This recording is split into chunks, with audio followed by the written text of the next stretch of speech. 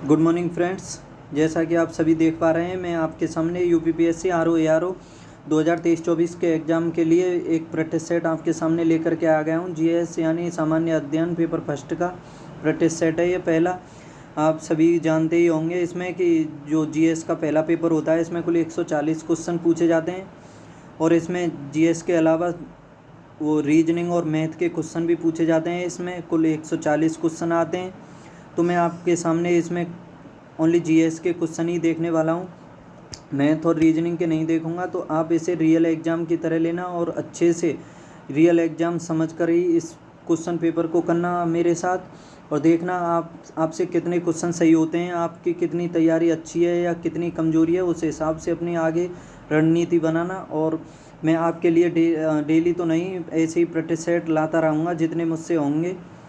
आज से इसकी स्टार्टिंग कर दिया, आज इसका पहला प्रैक्टिस सेट है ये। तो मैं अब इसमें स्टार्ट करता हूँ पहले क्वेश्चन के साथ। कि पहला क्वेश्चन है इसमें, भारत में राजनीतिक व्यवस्था के मूलभूत लक्षण हैं। ये क्वेश्चन पूछा है, भारत में जो राजनीतिक व्यवस्था है उसके मूलभूत लक्षण क्या हैं। इसका ऑप्शन ए है, स्टेटमेंट फर्स्ट है इसका कि यह एक लोकतांत्रिक गणतंत्र है। इसमें दूसरा है इसमें संसदात्मक रूप की सरकार है। तीसरा है सर्वोच्च सत्ता भारत की जनता में निहित है। चौथा है यह एक एकीकृत शक्ति का प्रावधान करता है। तो बताइए, अपने हिसाब से बताइए कौन सा सही होगा। इसके ऑप्शन है, ऑप्शन ए 1 और 2, ऑप्शन बी 1, 2 और 3, ऑप्शन सी 2, 3 और 4, या डी उपरोक्त सभी। बताइए। तो चलो इसके बारे में मैं आपको बताता हूँ कि पहला स्टेटमेंट तो इसका बिल्कुल सही है, क्योंकि इसमें कहा है यह एक लोकतांत्रिक व्यवस्था है। तो हाँ, भारतीय जो व्यवस्था है वो लोकतांत्रिक है, क्योंकि आपने प्रस्तावना को पढ़ा होगा तो उसमें दिया हुआ है, स्टार्टिंग में ही दिया हुआ है कि हम भारत के लोग भारत को एक संपूर्ण प्रभुत्व संपन्न समाजवादी धर्मनिरपेक्ष और लोकतांत्रिक गणराज्य बनाने के लिए, समझ गए। तो लोकतांत्रिक व्यवस्था है, इसलिए पहला ऑप्शन स्टेटमेंट तो बिल्कुल सही है। और दूसरा है इसमें संसदात्मक रूप की सरकार है, यह भी सही है, क्योंकि भारतीय जो संसद का रूप है वो ब्रिटेन, मतलब जैसे अध्यक्षात्मक जो व्यवस्था तो अमेरिका में है, उसको ना अपना करके भारत की जो व्यवस्था है उसने ब्रिटेन की जो संसदीय व्यवस्था है उसको अपनाया है। लेकिन एक चीज़ और बता दूं आपको इसमें, कि भले ही हमने ब्रिटेन की संसदीय व्यवस्था को अपनाया, फिर भी जो हमारी संसद है वो ब्रिटेन की तरह संप्रभु नहीं है, क्योंकि भारत में वो जो प्रधानमंत्री या प्रधान होता है वो निर्वाचित होता है, जबकि जो ब्रिटेन है उसमें उत्तराधिकारी व्यवस्था है। इस वजह से भारतीय और ब्रिटेन की संसद में एक मूल अंतर है, याद रखना। तो इस तरह से पहले दो स्टेटमेंट बिल्कुल सही हो गए। तीसरा है इसमें सर्वोच्च सत्ता भारत की जनता में निहित है। हाँ, तीसरा भी सही है, क्योंकि सर्वोच्च सत्ता जो है भारतीय जनता में ही निहित है, क्योंकि भारतीय जनता ही चुनती है किसको बनाना है या किसको हटाना है। ठीक है, तो इस वजह से पहले तीनों सही हैं। और यह एक एकीकृत शक्ति का प्रावधान करती है, यह चौथा गलत है। यह एकीकृत नहीं, शक्ति का विभाजन करती, शक्ति विभाजन की व्यवस्था है भारत में, याद रखना। आपने देखे होंगे जैसे 3 सूचियों में शक्ति का विभाजन किया गया है, संघ सूची, राज्य सूची और समवर्ती सूची। तो संघ सभी के लिए अलग अलग व्यवस्था है, एकीकृत व्यवस्था नहीं है, याद रखना। तो इस वजह से 1, 2 और 3 पहले 3 सही हो गए, तो इसमें ऑप्शन बी सही है, 1, 2 और 3। आगे देखते हैं, क्वेश्चन नंबर सेकंड है कि निम्नलिखित में से किसे स्वतंत्र भारत के प्रथम मंत्रिमंडल में शिक्षा विभाग सौंपा गया था। बताइए, निम्नलिखित में से किसे स्वतंत्र भारत के प्रथम मंत्रिमंडल में शिक्षा विभाग सौंपा गया था। ऑप्शन ए राजेंद्र प्रसाद को, ऑप्शन बी है मौलाना अबुल कलाम आज़ाद को, ऑप्शन सी जॉन मथाई को, ऑप्शन डी सरदार वल्लभ भाई पटेल को। बताइए। आपको इसमें बता दूं कि कंफ्यूज होने वाली कोई बात नहीं है। एक तो 1946 में अंतरिम सरकार बनी थी, ठीक है। जो 1946 में अंतरिम सरकार बनी थी उसमें शिक्षा मंत्री तो बनाया गया था सी राजगोपालचारी को, लेकिन जो स्वतंत्रता के बाद 1947 में जो भारत का पहला मंत्रिमंडल बना था तो उसमें बनाया गया था, वो जो शिक्षा मंत्री बनाया गया था, ऑप्शन डी इसका सही है, सरदार पटेल को बनाया गया था। ठीक है, याद रखना। आगे इसमें क्वेश्चन नंबर 3 है कि संविधान में मौलिक कर्तव्यों को कब शामिल किया गया था। संविधान में मौलिक कर्तव्यों को कब शामिल किया गया था। ऑप्शन ए 1976, ऑप्शन बी 1979, या ऑप्शन सी 1975, ऑप्शन डी 1978। बताइए। बताइए क्या सही होगा, इसका जवाब बताइए। तो आपको इसके बारे में मैं बता दूं कि जो संविधान का निर्माण हुआ था, तो उस संविधान में, मूल संविधान में जो मौलिक कर्तव्य हैं इनका कोई प्रावधान नहीं था। इसके बाद 1976 में एक संविधान संशोधन हुआ था, 42वां। तो उसके द्वारा कुल 10 10 मौलिक कर्तव्य जोड़े गए थे और इसके लिए सिफारिश की थी सरदार स्वर्ण सिंह समिति ने। और इसके बाद एक और 11वां मौलिक कर्तव्य जोड़ा गया था। ये जोड़ा गया था 86वें संविधान संशोधन के द्वारा। 86वें संविधान संशोधन के द्वारा 2002 में जोड़ा गया था, ठीक है, याद रखना। और यह शिक्षा से संबंधित था, जो 86वां संविधान संशोधन था। और इसमें प्रावधान किया गया था कि 6 से 14 वर्ष तक के बच्चों को उनके माता पिता या अभिभावकों के द्वारा जो प्राथमिक शिक्षा होती है उसका प्रबंध कराना अनिवार्य कर दिया गया था, ठीक है, याद रखना। आगे क्वेश्चन नंबर 4 है, निम्नलिखित में से कौन सा राज्यपाल की शक्तियों से संबंधित नहीं है? ऑप्शन ए राजनयिक और सैन्य शक्तियाँ, ऑप्शन बी महाधिवक्ता की नियुक्ति, ऑप्शन सी राज्य विधानसभा को आहूत करना, स्थगन करना और भंग करना, ऑप्शन डी दंड के लिए क्षमा, प्रतिलंबन, विराम अथवा परिहार प्रदान करने की शक्ति। बताइए इसमें से चारों में से कौन सी शक्ति नहीं है राज्यपाल की? आपके पास 5 सेकंड है, बताइए बताइए क्या सही है, इसका सही जवाब बताइए। तो आपको बता दूं मैं, इसका ऑप्शन ए सही है, राजनयिक और सैन्य शक्तियाँ। राज्यपाल को जो है राजनयिक और सैन्य शक्तियाँ प्राप्त नहीं होती हैं। इसको मानते हैं कि राष्ट्रपति के समान कुछ शक्तियाँ जैसे कार्यकारी, विधायी, वित्तीय और न्यायिक शक्तियाँ तो प्राप्त होती हैं, लेकिन इसको राजनयिक और सैन्य शक्तियाँ प्राप्त नहीं होती हैं। और इसका ऑप्शन बी भी सही है कि इसमें यह महाधिवक्ता की नियुक्ति करता है, और यह जो महाधिवक्ता होता है राज्य का, यह इसके प्रसाद पर्यंत ही पद धारण करता है। और यह राज्य विधानसभा को आहूत, स्थगन और भंग भी करता है, ठीक है, ये भी शक्ति है इसकी। और दंड के लिए भी शक्ति दी गई है कि प्रतिलंबन, विराम, परिहार प्रदान करने की शक्ति है इसके पास। लेकिन राष्ट्रपति को किसी दंड के रूप में फांसी की सज़ा हो जाए या कुछ हो जाए, उसे पूर्ण रूप से क्षमा करने की शक्ति है, लेकिन राज्यपाल को ओनली मृत्यु दंड के रूप में पूर्ण रूप से क्षमा करने की शक्ति नहीं है, याद रखना। तो इसका ऑप्शन ए सही है, राजनयिक और सैन्य शक्तियाँ। आगे क्वेश्चन नंबर 5 है, इसमें भारत के संविधान की उद्देशिका जो 26 नवंबर 1949 को अंगीकृत की गई थी, मूलतः भारत का वर्णन किस रूप में करती है? बताइए किस रूप में करती है? भारत की जो संविधान की उद्देशिका थी 26 नवंबर 1949 को जो अंगीकृत की गई थी, ऑप्शन ए इसमें प्रभुता संपन्न गणराज्य, लोकतांत्रिक गणराज्य, समाजवादी गणराज्य या धर्मनिरपेक्ष गणराज्य। बताइए कौन सा सही है इसमें? ऑप्शन ए केवल एक, ऑप्शन बी 1 और 2 दोनों, ऑप्शन सी 2, 3 और 4, ऑप्शन डी उपयुक्त सभी। बताइए क्या जवाब है इसका? सही जवाब बताइए कि जो संविधान जो 26 नवंबर 1949 को बना था, उसमें इन चारों शब्दों में से कौन कौन से शब्द मूल संविधान में थे? आपने प्रस्तावना को पढ़ा होगा, वैसे तो ये चारों शब्द प्रस्तावना में हैं, और मैं आपसे कहता हूँ कि प्रस्तावना से संबंधित क्वेश्चन बहुत अधिक आते हैं, तो इस वजह से आप प्रस्तावना को याद कर लो। 1-2 बार में याद करने में दिक्कत होगी, 4-5 बार याद कर रिवीजन करो उसका, तो याद हो जाएगी। मैंने ऐसे ही किया था। तो मैं आपको प्रस्तावना को एक बार में शॉर्ट में बता देता हूँ कि प्रस्तावना में दिया हुआ है कि हम भारत के लोग भारत को एक संपूर्ण प्रभुत्व संपन्न, समाजवादी, धर्मनिरपेक्ष, लोकतांत्रिक गणराज्य बनाने के लिए और इसके समस्त नागरिकों को सामाजिक, आर्थिक और राजनीतिक न्याय, विचार, अभिव्यक्ति, धर्म, विश्वास व उपासना की स्वतंत्रता, प्रतिष्ठा और अवसर की समानता प्राप्त करने के लिए व्यक्ति की गरिमा और राष्ट्र की एकता तथा अखंडता सुनिश्चित करने वाला बंधुत्व बढ़ाने के लिए दृढ़ संकल्पित होकर हम अपनी इस संविधान सभा में आज दिनांक 26 नवंबर 1949 को एतद द्वारा इस संविधान को अंगीकृत, अधिनियमित और आत्मार्पित करते हैं, ठीक है। तो इसको मैं कहता हूँ आपसे कि प्रस्तावना को अच्छे से याद कर लो आप। वैसे तो देखा जाए तो ये चारों वर्ड प्रस्तावना में दिए हुए हैं इस टाइम, लेकिन जो मूल संविधान में प्रस्तावना दी गई थी तो उसमें याद रखना ओनली ये प्रभुत्व संपन्न और ये लोकतांत्रिक ये शब्द थे। जो ये समाजवादी गणराज्य और धर्मनिरपेक्ष जो थे, ये 42वें संविधान संशोधन के द्वारा जोड़े गए थे, ये बाद में जोड़े गए थे। तो इस तरह से इसका सही जवाब है ऑप्शन बी 1 और 2 दोनों, ठीक है। आगे देखते हैं क्वेश्चन नंबर 6 है इसमें कि भारत के संविधान के अनुच्छेद 19 द्वारा प्रत्याभूत अधिकारों में निम्नलिखित में से क्या नहीं है? बताइए, भारत के संविधान के अनुच्छेद 19 द्वारा प्रत्याभूत अधिकारों में निम्नलिखित में से क्या नहीं है? ऑप्शन ए इसका वाक स्वातंत्र्य और अभिव्यक्ति स्वातंत्र्य।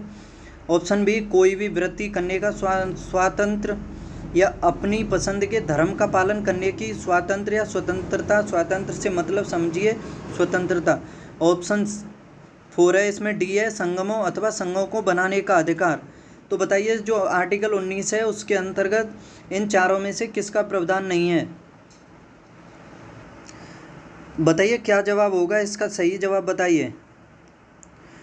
तो आपको बता दूं, मैं इसका सही जवाब बता दूं, वैसे तो इसका ऑप्शन सी सही है, लेकिन 19 के बारे में मैं आपको और डिटेल से बता देता हूं कि जो 19 में प्रावधान किया गया है वाक एवं अभिव्यक्ति की स्वतंत्रता में जैसे प्रेस की स्वतंत्रता भी इसी के अंतर्गत ली गई है, सूचना का अधिकार, जानने का अधिकार, राष्ट्रीय ध्वज फहराने का अधिकार याद रखना, और विदेश भ्रमण करने का अधिकार भी इसी में है, शांत रहने का अधिकार यानी मौन रहने का अधिकार, विचारों के प्रसार का अधिकार।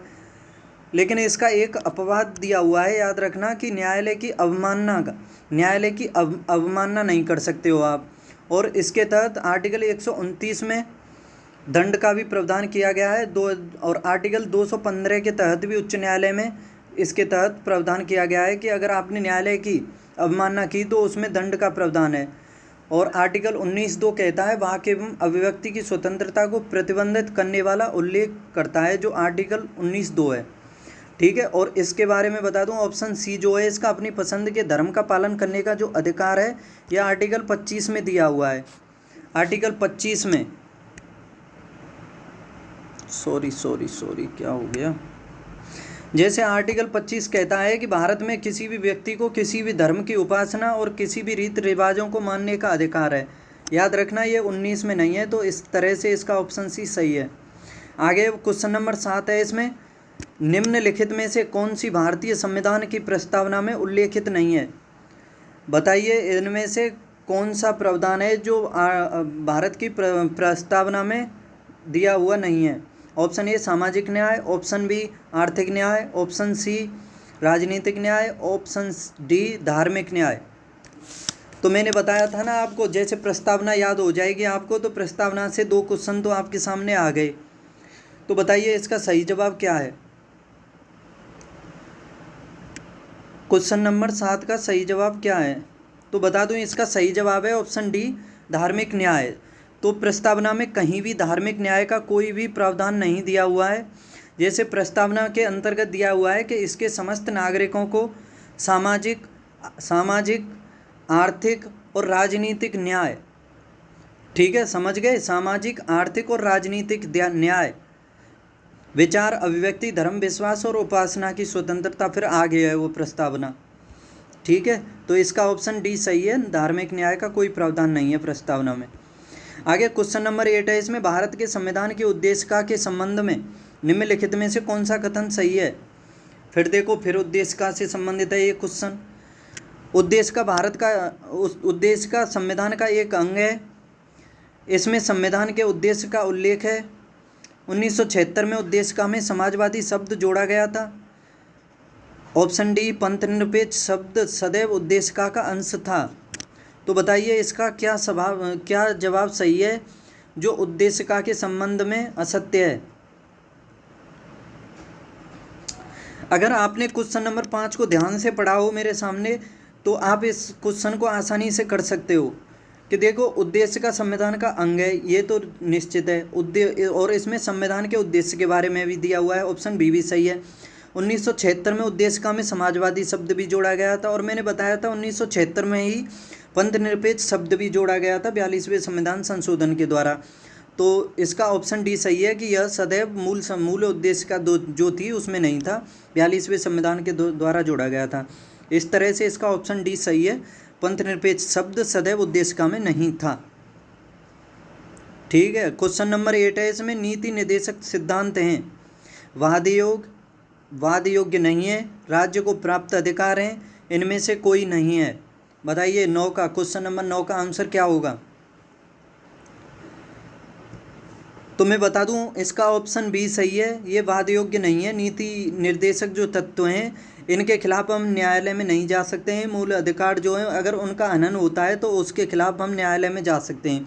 तो याद रखना इसका ऑप्शन बी सही है, वाद योग्य नहीं है।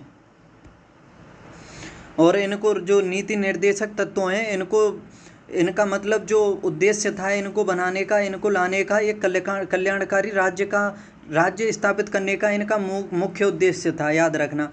और यह नागरिकों को राजनीतिक, सामाजिक और आर्थिक स्वतंत्रता प्रदान करते हैं, ये जो नीति निर्देशक तत्व हैं, और ये बाध्य योग्य नहीं है। आगे क्वेश्चन नंबर 10 है, राज्यसभा का सर्वप्रथम गठन किस वर्ष हुआ था? Option A 1950, option B 1951, option C 1952 या ऑप्शन डी 1953।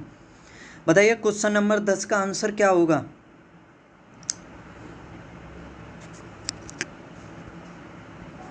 आपको बता दूं कि राज्यसभा का जो सर्वप्रथम गठन किया गया था वो 1952 में किया गया था।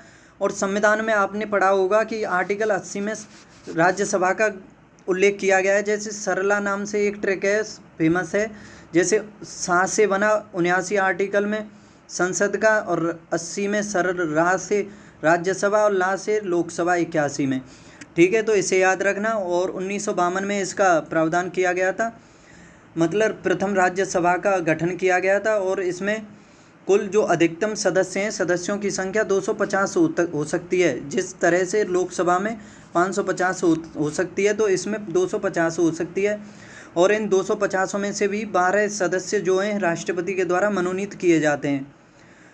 और 2 एंग्लो इंडियन जो होते थे उन पर अब रोक लगा दी गई है। ठीक है, तो याद रखना इसका ऑप्शन सी सही है, 1952। आगे, भारत की संसद के बारे में निम्नलिखित में से क्या सही है? भारत की संसद के बारे में निम्नलिखित में से क्या सही है?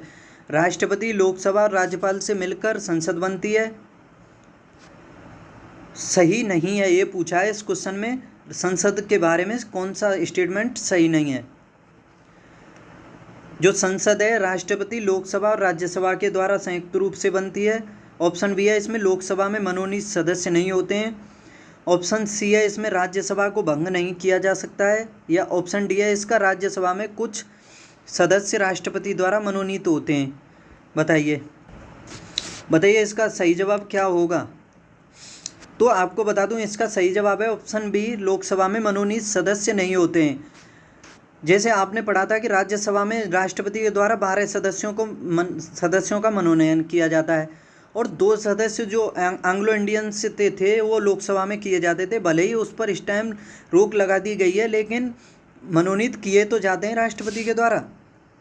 ठीक है, तो याद रखना इसका सही जवाब है ऑप्शन बी, लोकसभा में मनोनीत सदस्य नहीं होते हैं।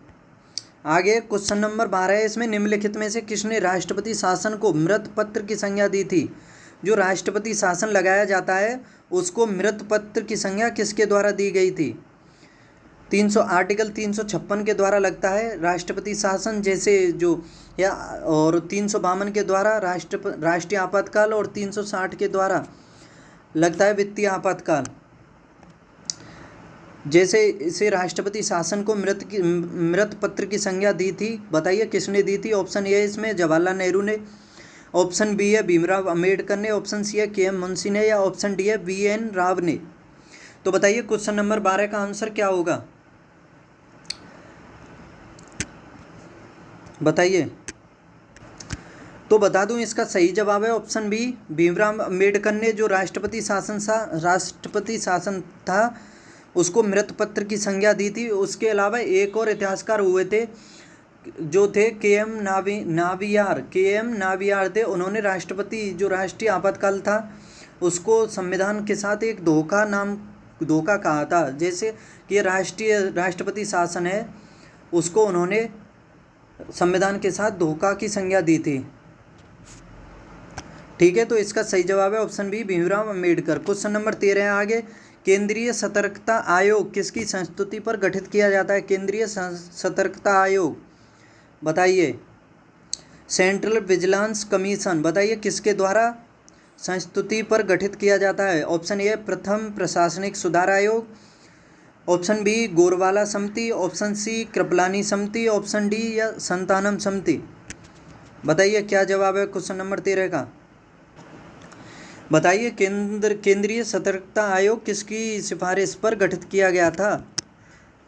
तो बता दूं क्वेश्चन नंबर 13 का आंसर सही है, इसका है ऑप्शन डी संतानम समिति की सिफारिश पर इसको गठित किया गया था। जो संतानम समिति थी उसकी सिफारिश 1964 में केंद्र सरकार द्वारा प्रस्ताव पारित करके इस आयोग को गठित किया गया था। जो केंद्रीय सतर्कता आयोग था इसको 1964 में जो संतानम समिति की सिफारिश की गई थी उसकी सिफारिश पर 1964 में गठित किया गया था।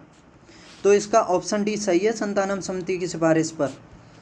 क्वेश्चन नंबर 14 आगे निम्नलिखित में से ओम्बुड्समैन की उत्पत्ति कहाँ और कब से मानी जाती है। बताइए ओम्बुड्समैन की। बताइए क्वेश्चन नंबर 14 का आंसर क्या होगा।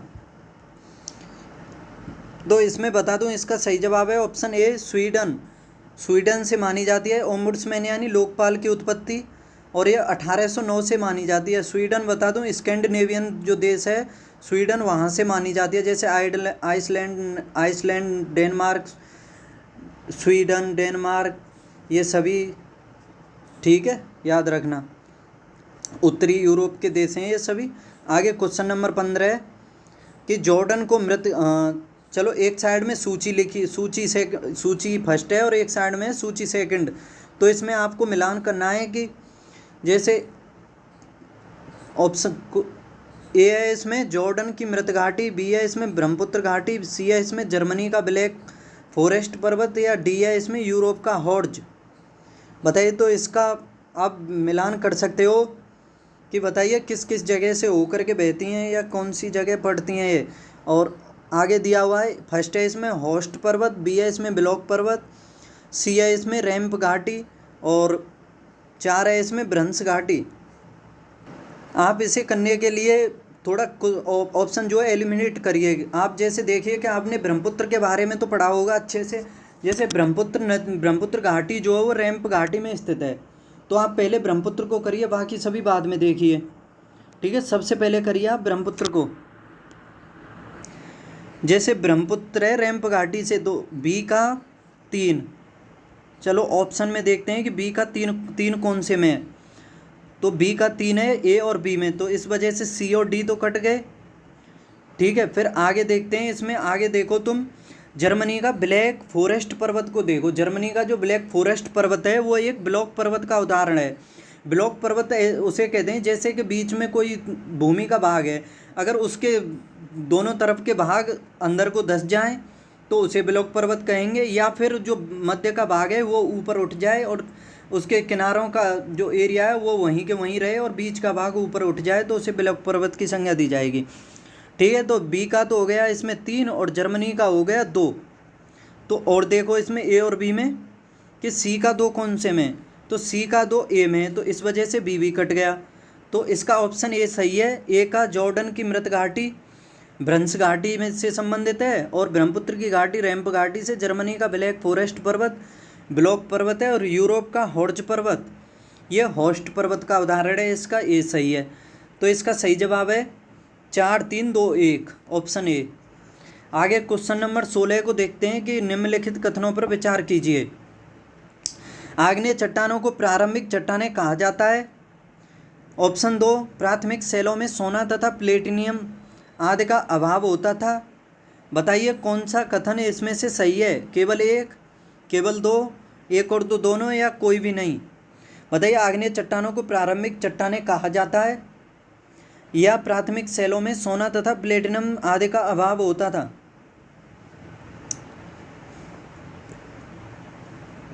बताइए। इसके लिए आपको बता दूं कि इसका ऑप्शन ए सही है, ओनली 1 सही है। इसमें जो प्राथमिक चट्टानें थीं उन्हें आग्नेय चट्टानों के नाम से ही जाना जाता था, याद रखना। जैसे आग्नेय अवसादी रूपांतरित चट्टानें हैं तो सबसे पहली इसमें आग्नेय चट्टान थी।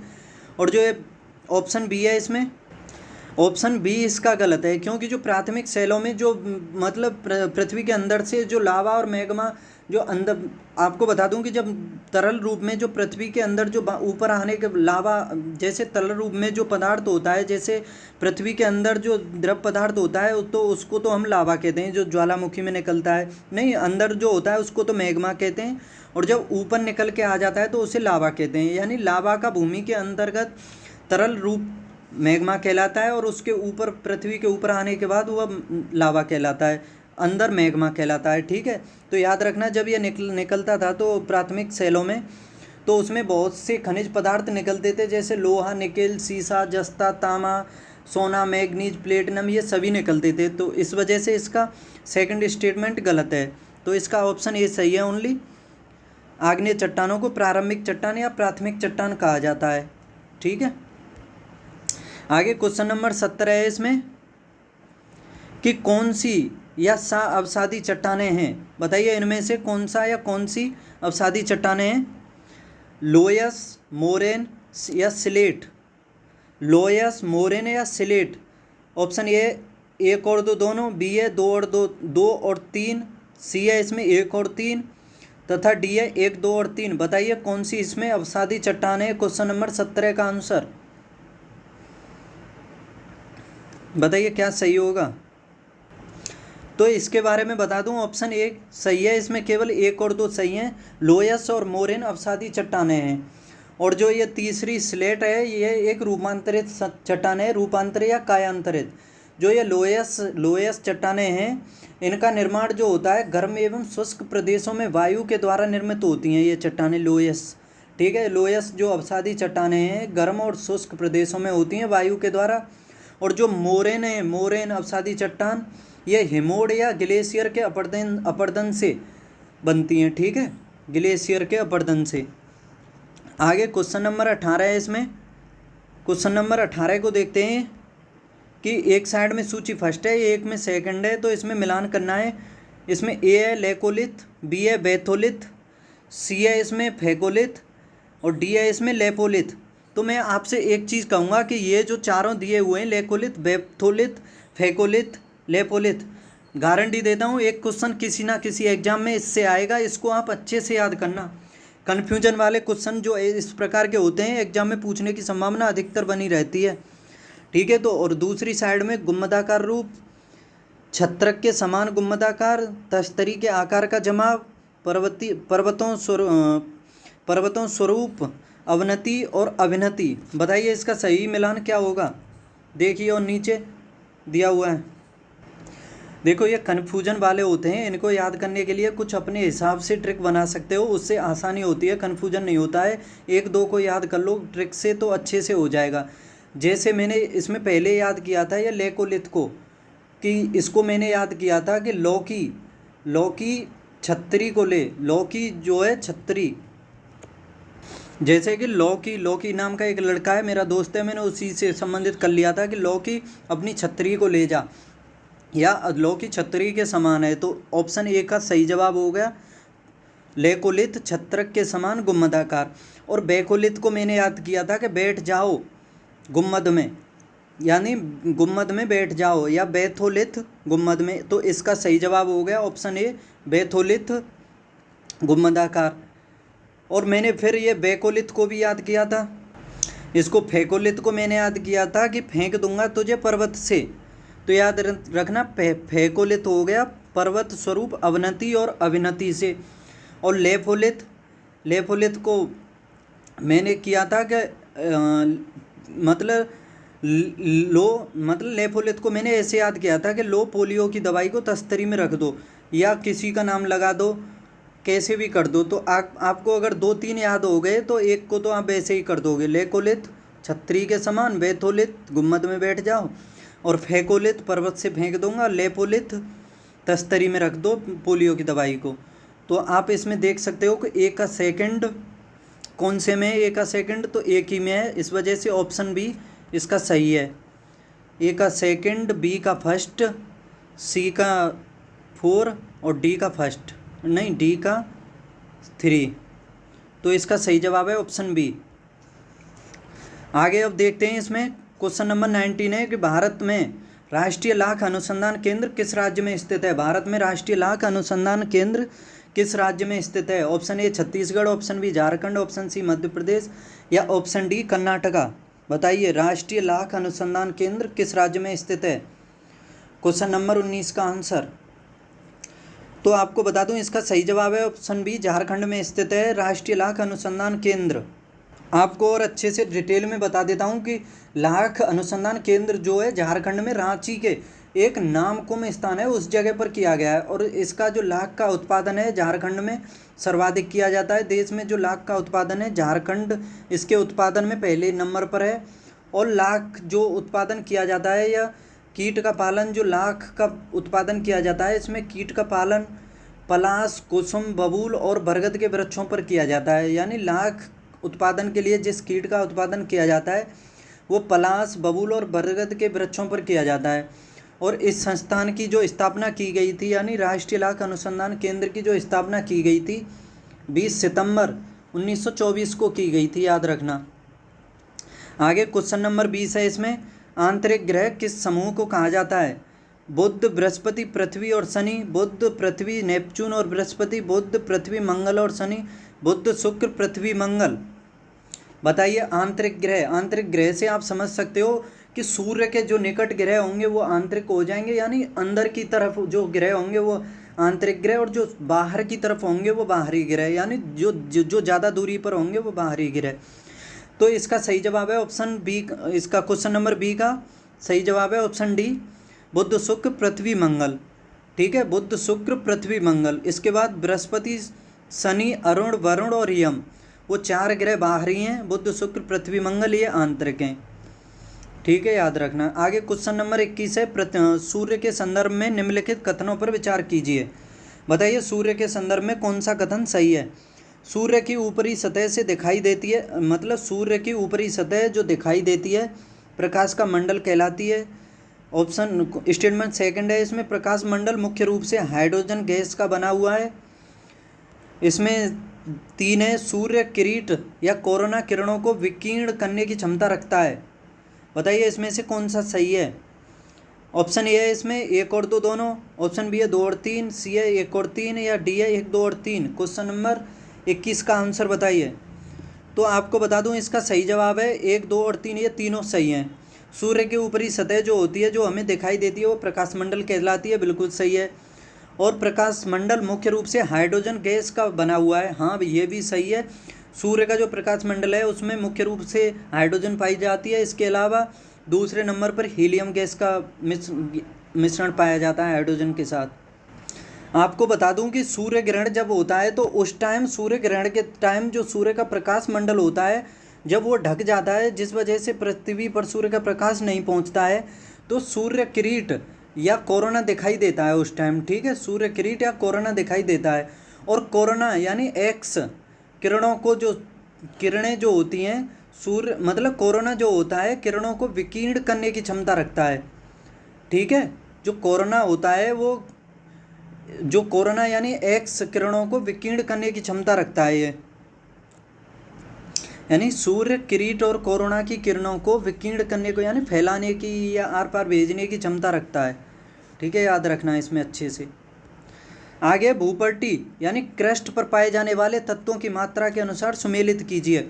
जो भूपट्टी पर, जो क्रस्ट पर जो तत्व पाए जाते हैं उनका मिलान करना है आपको। कि एक साइड में लिखा हुआ है, जैसे सूची फर्स्ट में ऑक्सीजन, सिलिकॉन, एल्युमिनियम या लोहा, और दूसरी साइड में लिखा हुआ है परसेंटेज के हिसाब में 27.69%, 46.71, 5.05, और चौथा है इसमें 8.07।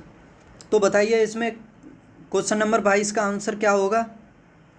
अगर आपने इसको अच्छे से पढ़ा होगा, आप 1, 2 के हिसाब से कर सकते हो कि सबसे ज़्यादा क्या पाया जाता है पृथ्वी में, सबसे कम क्या पाया जाता है, या सेकंड या थर्ड नंबर पर क्या पाया जाता है, तो उसी हिसाब से आसानी से कर सकते हो। आपने पढ़ा होगा कि पृथ्वी के अंदर जो है सबसे अधिक, जो पृथ्वी की क्रस्ट है, ऊपर वाली क्रस्ट, जैसे पृथ्वी को 3 भागों में बांटा गया है, क्रस्ट, मेंटल और कोर। क्रस्ट, मेंटल और कोर आपने पढ़ा होगा। ठीक है, तो इसमें जो सबसे ऊपरी हिस्सा है पृथ्वी का, क्रस्ट, उसमें सबसे अधिक ऑक्सीजन की मात्रा पाई जाती है, और वो पाई जाती है 46.71%। तो ए का हो गया सेकंड 46.71%। तो आप देखिए ए का सेकंड कौन से में है, तो देख लो, एक की पता होने से ही क्वेश्चन हो गया। एक का सेकंड ओनली बी में है ऑप्शन में, तो 3 तो वैसे ही कट गए। और आपको जानकारी के लिए और बता दूं कि सिलिकॉन जो है, सिलिकॉन पाई जाती है 27.69% पर, और एल्युमिनियम पाया जाता है 8.07% पर। अधिकतर कन्फ्यूजन होता है कि लोहा अधिक पाया जाता है या एल्युमिनियम। तो याद रखना, जो भूपटि है, पृथ्वी की जो क्रस्ट है, उसमें एल्युमिनियम अधिक पाया जाता है लोहे की अपेक्षा। और लोहा भी कम नहीं है वैसे तो, 5.05% है, और 8.05% एल्युमिनियम पाया जाता है। ठीक है, अच्छे से याद रखना इसे। लेकिन सबसे अधिक ऑक्सीजन पाई जाती है 40.69%।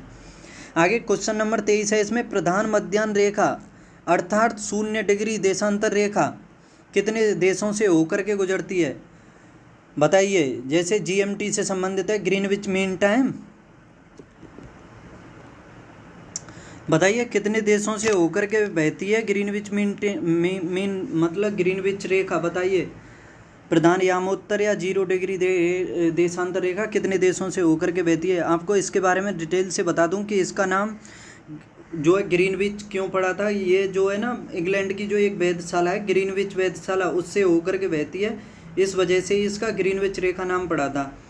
और जो ग्रीनविच है, इसी के अकॉर्डिंग जो देश हैं उन्होंने अपने समय को निर्धारित किया है, इसी के अनुसार किया है। जैसे भारत का समय ग्रीनविच यानी जीएमटी से 5.5 घंटे आ गए, 5 घंटे 30 मिनट आ गए। और एक चीज़ और याद रखो कि इसके पश्चिमी हिस्से में जाओगे तो पश्चिमी प्रधान यामोत्तर रेखा, यानी पश्चिम साइड में जाओगे तो प्रधान यामोत्तर को पश्चिमी साइड में पश्चिमी देशांतर के रूप में जाना जाएगा, और पूर्व की तरफ जाओगे तो पूर्वी देशांतर के रूप में जाना जाएगा। और अगर जब दो देशांतरों के मध्य की जो दूरी होती है, जैसे आपने देखा होगा, दो देशांतरों को आपने पढ़ा होगा, मान लो ये 2 देशांतर हैं, इसके बीच में ये दूरी है और तकरीबन होती है 111 किलोमीटर के करीब। तो ये दूरी जो है, इसको किस नाम से जानते हैं? आपको बता दूं कि इस दूरी को जो जानते हैं, गोर GORE इंग्लिश में कहते हैं, गोर, हिंदी में गोर और इंग्लिश में गोर, इस नाम से जानते हैं। ठीक है। और अब बात करते हैं इसमें यह कितने देशों से होकर के बहती है। क्वेश्चन नंबर 23, तो इसका सही जवाब है ये 8 देशों से होकर के बहती है। इसका सही जवाब ऑप्शन सी है, यह 8 देशों से होकर के बहती है, सॉरी, गुजरती है, नदी नहीं है ये। 8 देशों से होकर के बहती है। वैसे अंटार्कटिका जो महाद्वीप है उससे भी होकर के निकलती है, तो इस वजह से देखा जाए तो 8 तो देश हो गए और एक महाद्वीप हो गया अंटार्कटिका, तो उससे होकर के बहती है, वो निकलती है, सॉरी। अब आपको और डिटेल से बता देता हूँ, जो यूरोप के देश इस पर पड़ते हैं, जैसे ये मान लो ये रेखा है, तो यूरोप के देश सबसे ऊपर पड़ेंगे। यूरोप के देशों में सबसे पहले यूनाइटेड किंगडम पड़ता है, जहाँ की वेधशाला ग्रीनविच से होकर के निकलती है। उसके नीचे पड़ता है स्पेन, उसके नीचे पड़ता है फ्रांस, और उसके नीचे पड़ता है स्पेन। फिर अफ्रीका में जाएंगे तो घाना, अल्जीरिया, माली, टोंगो, बुर्किना फासो, ये अफ्रीका में पड़ते हैं। फिर अंटार्कटिका महाद्वीप आ जाता है। तो इस तरह से इसका ऑप्शन सी सही है, 8। क्वेश्चन नंबर 24 है इसमें कि अंतर्जात बल पृथ्वी के आंतरिक भागों में उत्पन्न होता है, बताइए।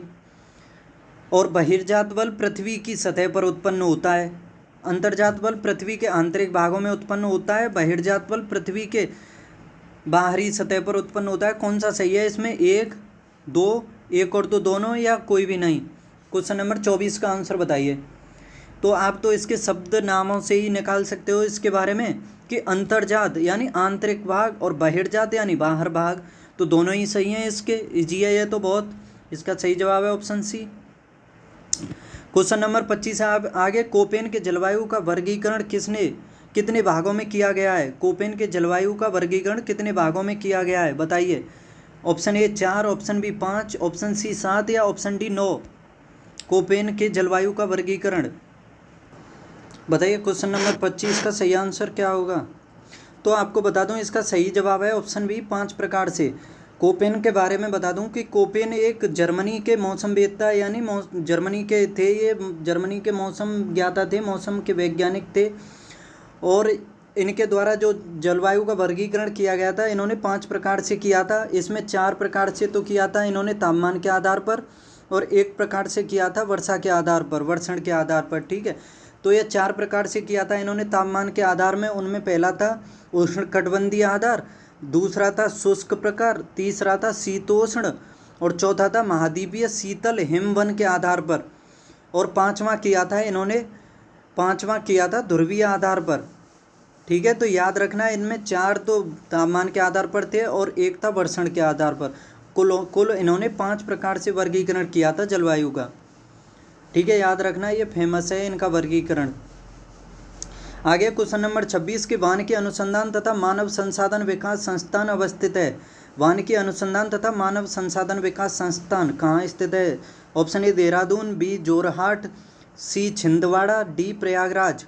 बताइए वानिकी अनुसंधान तथा मानव संसाधन विकास संस्थान कहाँ पर स्थित है? क्वेश्चन नंबर 26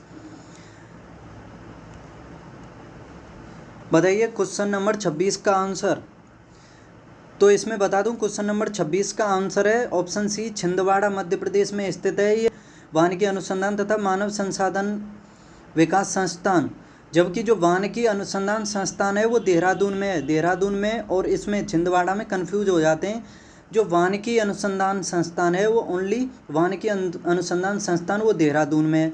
जबकि सामाजिक वानिकी एवं पारिस्थितिकी पुनः स्थापन संस्थान, सामाजिक वानिकी और पारिस्थितिकी पुनः स्थापन संस्थान ये प्रयागराज में है, प्रयागराज उत्तर प्रदेश में। ठीक है, याद रखना।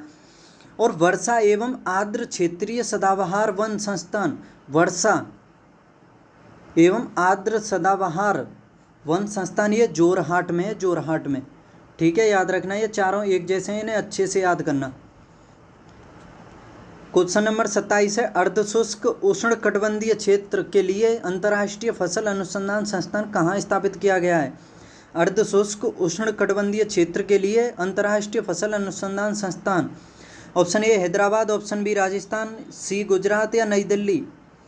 27 का आंसर, इसका सही जवाब है ऑप्शन ए हैदराबाद में स्थित किया गया है अर्ध उष्ण कटिबंधीय क्षेत्र के लिए अंतर्राष्ट्रीय फसल अनुसंधान।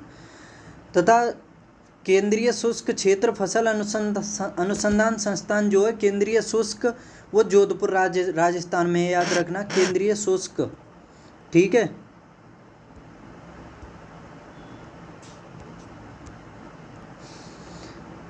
आगे फिर इसमें क्वेश्चन नंबर 28 है। 28 को देखते हैं कि मौसम के आधार पर भारत में चावल की कितनी किस्में पाई जाती हैं? मौसम के आधार पर भारत की चावल की कितनी किस्में पाई जाती हैं भारत में?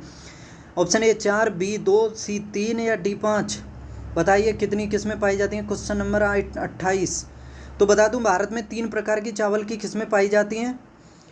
जैसे इनमें शीतकाल में तो अगहनी या अमन का उत्पादन किया जाता है, शरद ऋतु में की जाती है कुआरी या ओस, यानी जो शीतकाल में की जाती है उसे अगहनी या अमन के नाम से जाना जाता है, और शरद काल में जो की जाती है उसे कुआरी या ओस, और ग्रीष्म काल में की जाती है बोरो। और एक चीज़ और बता दूं इम्पोर्टेंट, याद रखना अच्छे से, कि भारत के जो पश्चिमी बंगाल और असम राज्य हैं उनमें चावल की तीनों किस्में अमन, ओस और बोरो तीनों का उत्पादन किया जाता है। बंगाल में और असम में तीनों प्रकार की किस्मों का अमन, ओस और बोरो। ठीक है, 3 प्रकार की किस्में पाई जाती हैं। आगे क्वेश्चन नंबर 29 है। इसमें निम्नलिखित ताप विद्युत केंद्रों में से गैस आधारित ताप विद्युत केंद्र नहीं है। गैस आधारित कौन सा नहीं है? कवास, बी फरीदाबाद, सी कायमकुलम या डी तालचेर। क्वेश्चन नंबर 29 का आंसर बताइए।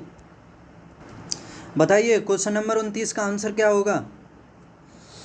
तो बता दूं इसमें ताप विद्युत केंद्रों में गैस पर आधारित जो नहीं है इसमें वो है तालचेर। जो तालचेर विद्युत केंद्र है यह अंगुल उड़ीसा में स्थित है। और जो ये बाकी सभी हैं जैसे कवास जो है यह गैस पर आधारित है, यह सूरत में स्थित है। और फरीदाबाद में ये जो क्या बोलते हैं, फरीदाबाद जो है यह उत्तर प्रदेश में नहीं, फरीदाबाद तो हरियाणा में पड़ता है। और कायमकुलम ये अल्लपूजा केरल में पड़ता है। और ये तीनों गैस आधारित हैं, ये तीनों जो हैं गैस पर आधारित हैं। ठीक है, और ये जो तालचेर है कोयला पर आधारित है, कोयला का प्रयोग होता है इसमें। और महत्वपूर्ण इसमें बता दूं कि ताप विद्युत के उत्पादन को बढ़ावा देने के लिए वर्ष 1975 में राष्ट्रीय ताप विद्युत निगम जो है एनटीपीसी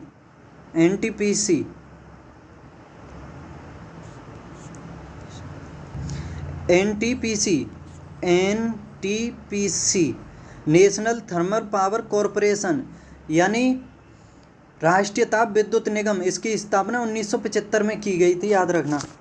आगे क्वेश्चन नंबर 30 है, इसमें सूची का मिलान करना है। इसमें एक से सेकंड में एक साइड में अनुसंधान केंद्र है और दूसरी साइड पर स्थित स्थान से संबंधित है। जैसे रमन अनुसंधान केंद्र, बी है इसमें हाई अल्टीट्यूड रिसर्च केंद्र, सी है गुरु जल बोर्ड, सी है परमाणु पदार्थ निदेशालय, नहीं सी हो गया गुरु जल बोर्ड, डी है परमाणु पदार्थ निदेशालय। आगे सेकंड में लिखा हुआ है मुंबई, हैदराबाद, गुलमर्ग या बंगलुरु, बताइए मिलान क्या होगा इसमें। रमन अनुसंधान केंद्र को देखो पहले, याद रखना ये रमन अनुसंधान केंद्र जो है ये बेंगलुरु में स्थित है। जो वैज्ञानिक ज़्यादा गतिविधियाँ हैं तो बेंगलुरु से संबंधित हैं, इस तरह से याद कर सकते हो। और सी.वी. रमन एक वैज्ञानिक थे, जो वैज्ञानिक गतिविधियाँ होती हैं वो बेंगलुरु, श्रीहरिकोटा, सतीश धवन केंद्र, ये बेंगलुरु उसी जगह होती हैं। तो इस वजह से रमन अनुसंधान केंद्र को याद कर सकते हो कि ये बेंगलुरु में है। और हाई अल्टीट्यूड रिसर्च केंद्र, हाई अल्टीट्यूड रिसर्च केंद्र ये गुलमर्ग में है। गुलमर्ग शायद जम्मू कश्मीर में है, याद रखना। जो घास के मैदान होते हैं उनके एंड में मर्ग लगे तो वो कश्मीर में, और बुग्याल जो होते हैं वो उत्तराखंड में। ठीक है, मर्ग लग जाए किसी शब्द में तो अधिकतर जम्मू कश्मीर से संबंधित है। और गुरु जल बोर्ड जो है ये मुंबई में है। और परमाणु पदार्थ निदेशालय ये हैदराबाद में। ठीक है, तो देखते हैं इसका ऑप्शन ए का 4 बी और ए और डी में है, तो बी और सी तो कट गए। और गुरु जल बोर्ड जो है ये मुंबई में है। सी का एक तो ऑप्शन ए सही है, इसका 30 का ऑप्शन ए सही है। ठीक है, आगे क्वेश्चन नंबर 31 है, निम्नलिखित में से किसका निर्माण निक्षेपण क्रिया के परिणाम स्वरूप होता है। निक्षेपण क्रिया, आकार की घाटी, लेपीज, स्टेलेक्टाइट,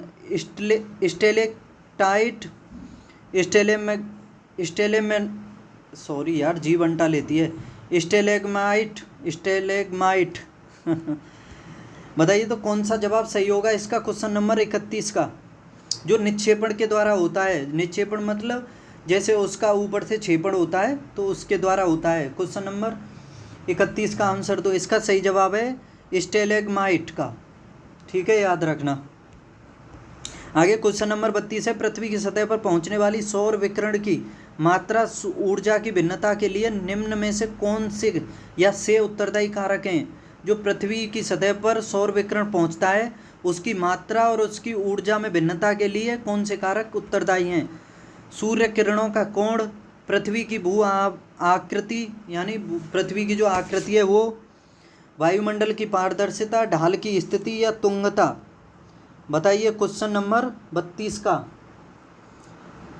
इसके ऑप्शन है 1 3 4 5, 1 2 3 1 2 4, 1 2 3 4, उपर्युक्त सभी। तो कॉमन सेंस यूज करिए, इसमें थोड़ा इजी क्वेश्चन है, वैसे ज़्यादा कठिन नहीं है। इसमें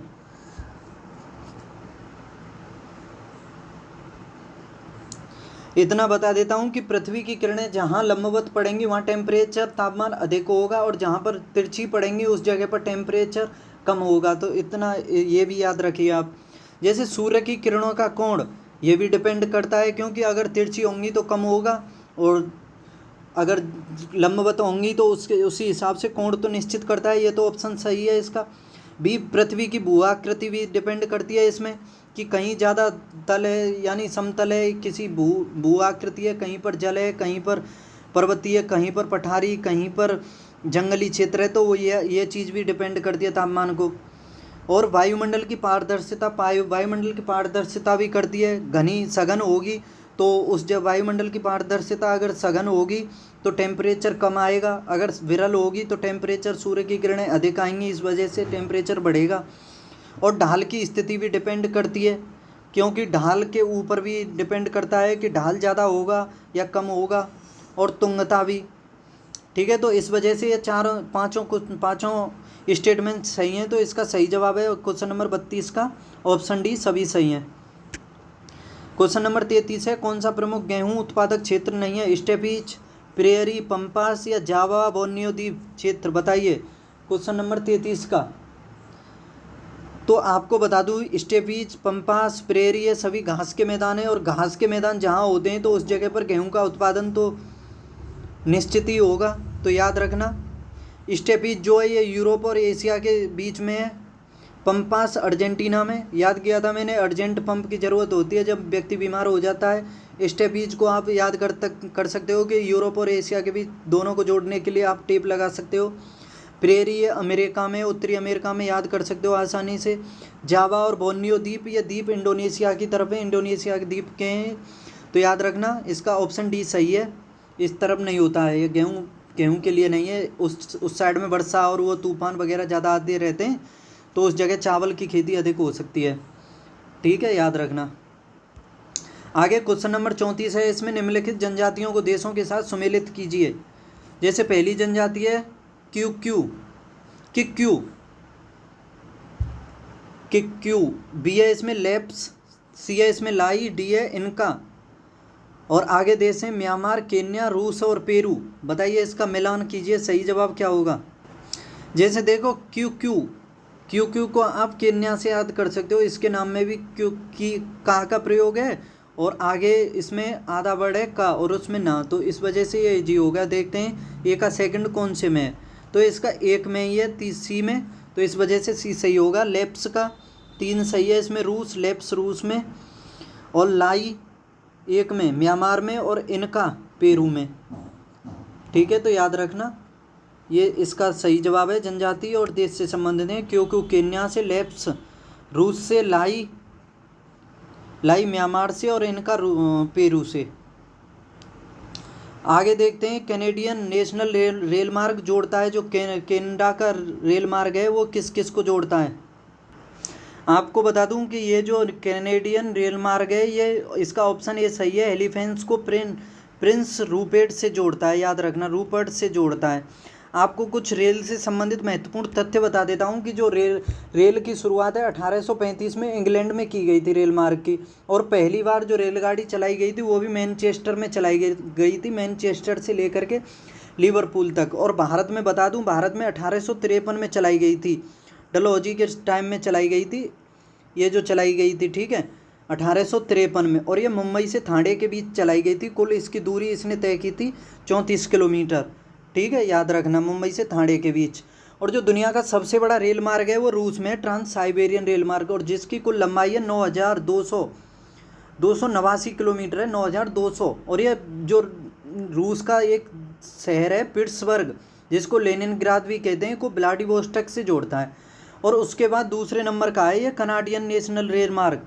ये जो है कनाडियन, इसकी भी लंबाई कम नहीं है, इसकी है 5600 किलोमीटर। ठीक है,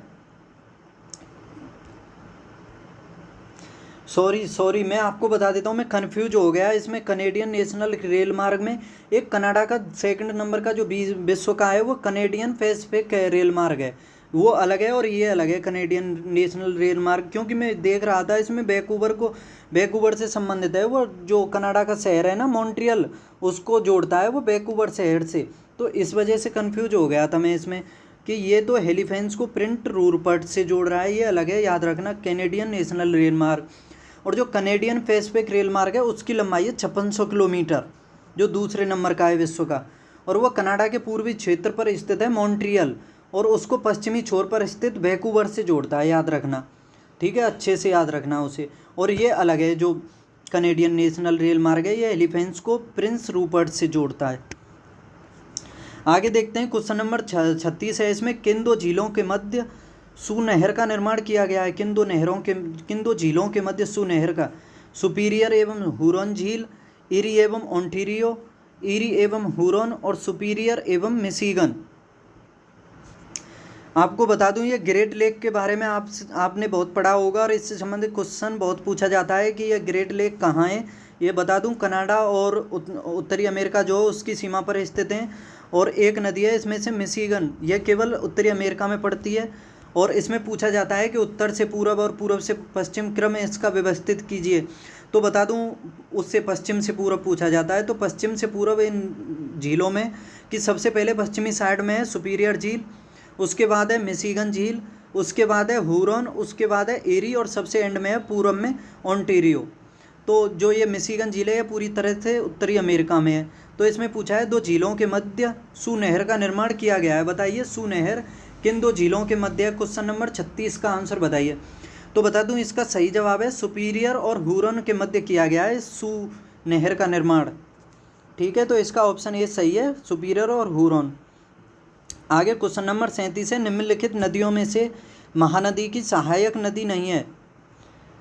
और इसमें एक चीज़ और बता देता हूँ 36 क्वेश्चन में कि विश्व की जो सबसे बड़ी नदी है वो कैस्पियन सागर है। ठीक है, कैस्पियन सागर जो एशिया यूरोप की सीमा के आसपास पड़ती है, कैस्पियन सागर वो सागर के समान ही समझ लो। उसका क्षेत्रफल तकरीबन उसका क्षेत्रफल है 3,71,000 वर्ग किलोमीटर। तो इस वजह से उसके नाम के पीछे सागर लगा दिया है। आगे देखते हैं 37 क्वेश्चन नंबर 37, निम्नलिखित नदियों में से महानदी की सहायक नदी नहीं है। Option A Tel, option B Hasdeo, option C Musi या ऑप्शन डी ईव। बताइए महानदी की सहायक नदी कौन सी नहीं है? क्वेश्चन नंबर 37 का आंसर सही है, मूसी नदी। इसमें बता दूं कि ऑप्शन सी सही है, मूसी नदी महानदी की सहायक नदी नहीं है। मूसी नदी जो है कृष्णा नदी की सहायक नदी है। तेल, हसदो, ईव और इसके अलावा भी जैसे शिवनाथ, मांद व जोकिंग ये सभी महानदी की सहायक नदी है। और महानदी के बारे में बता दूं कि जो मध्य प्रदेश का क्षेत्र है जहाँ पर अमरकंटक की पहाड़ी है, अमरकंटक उसके दक्षिण में स्थित है सिहावा।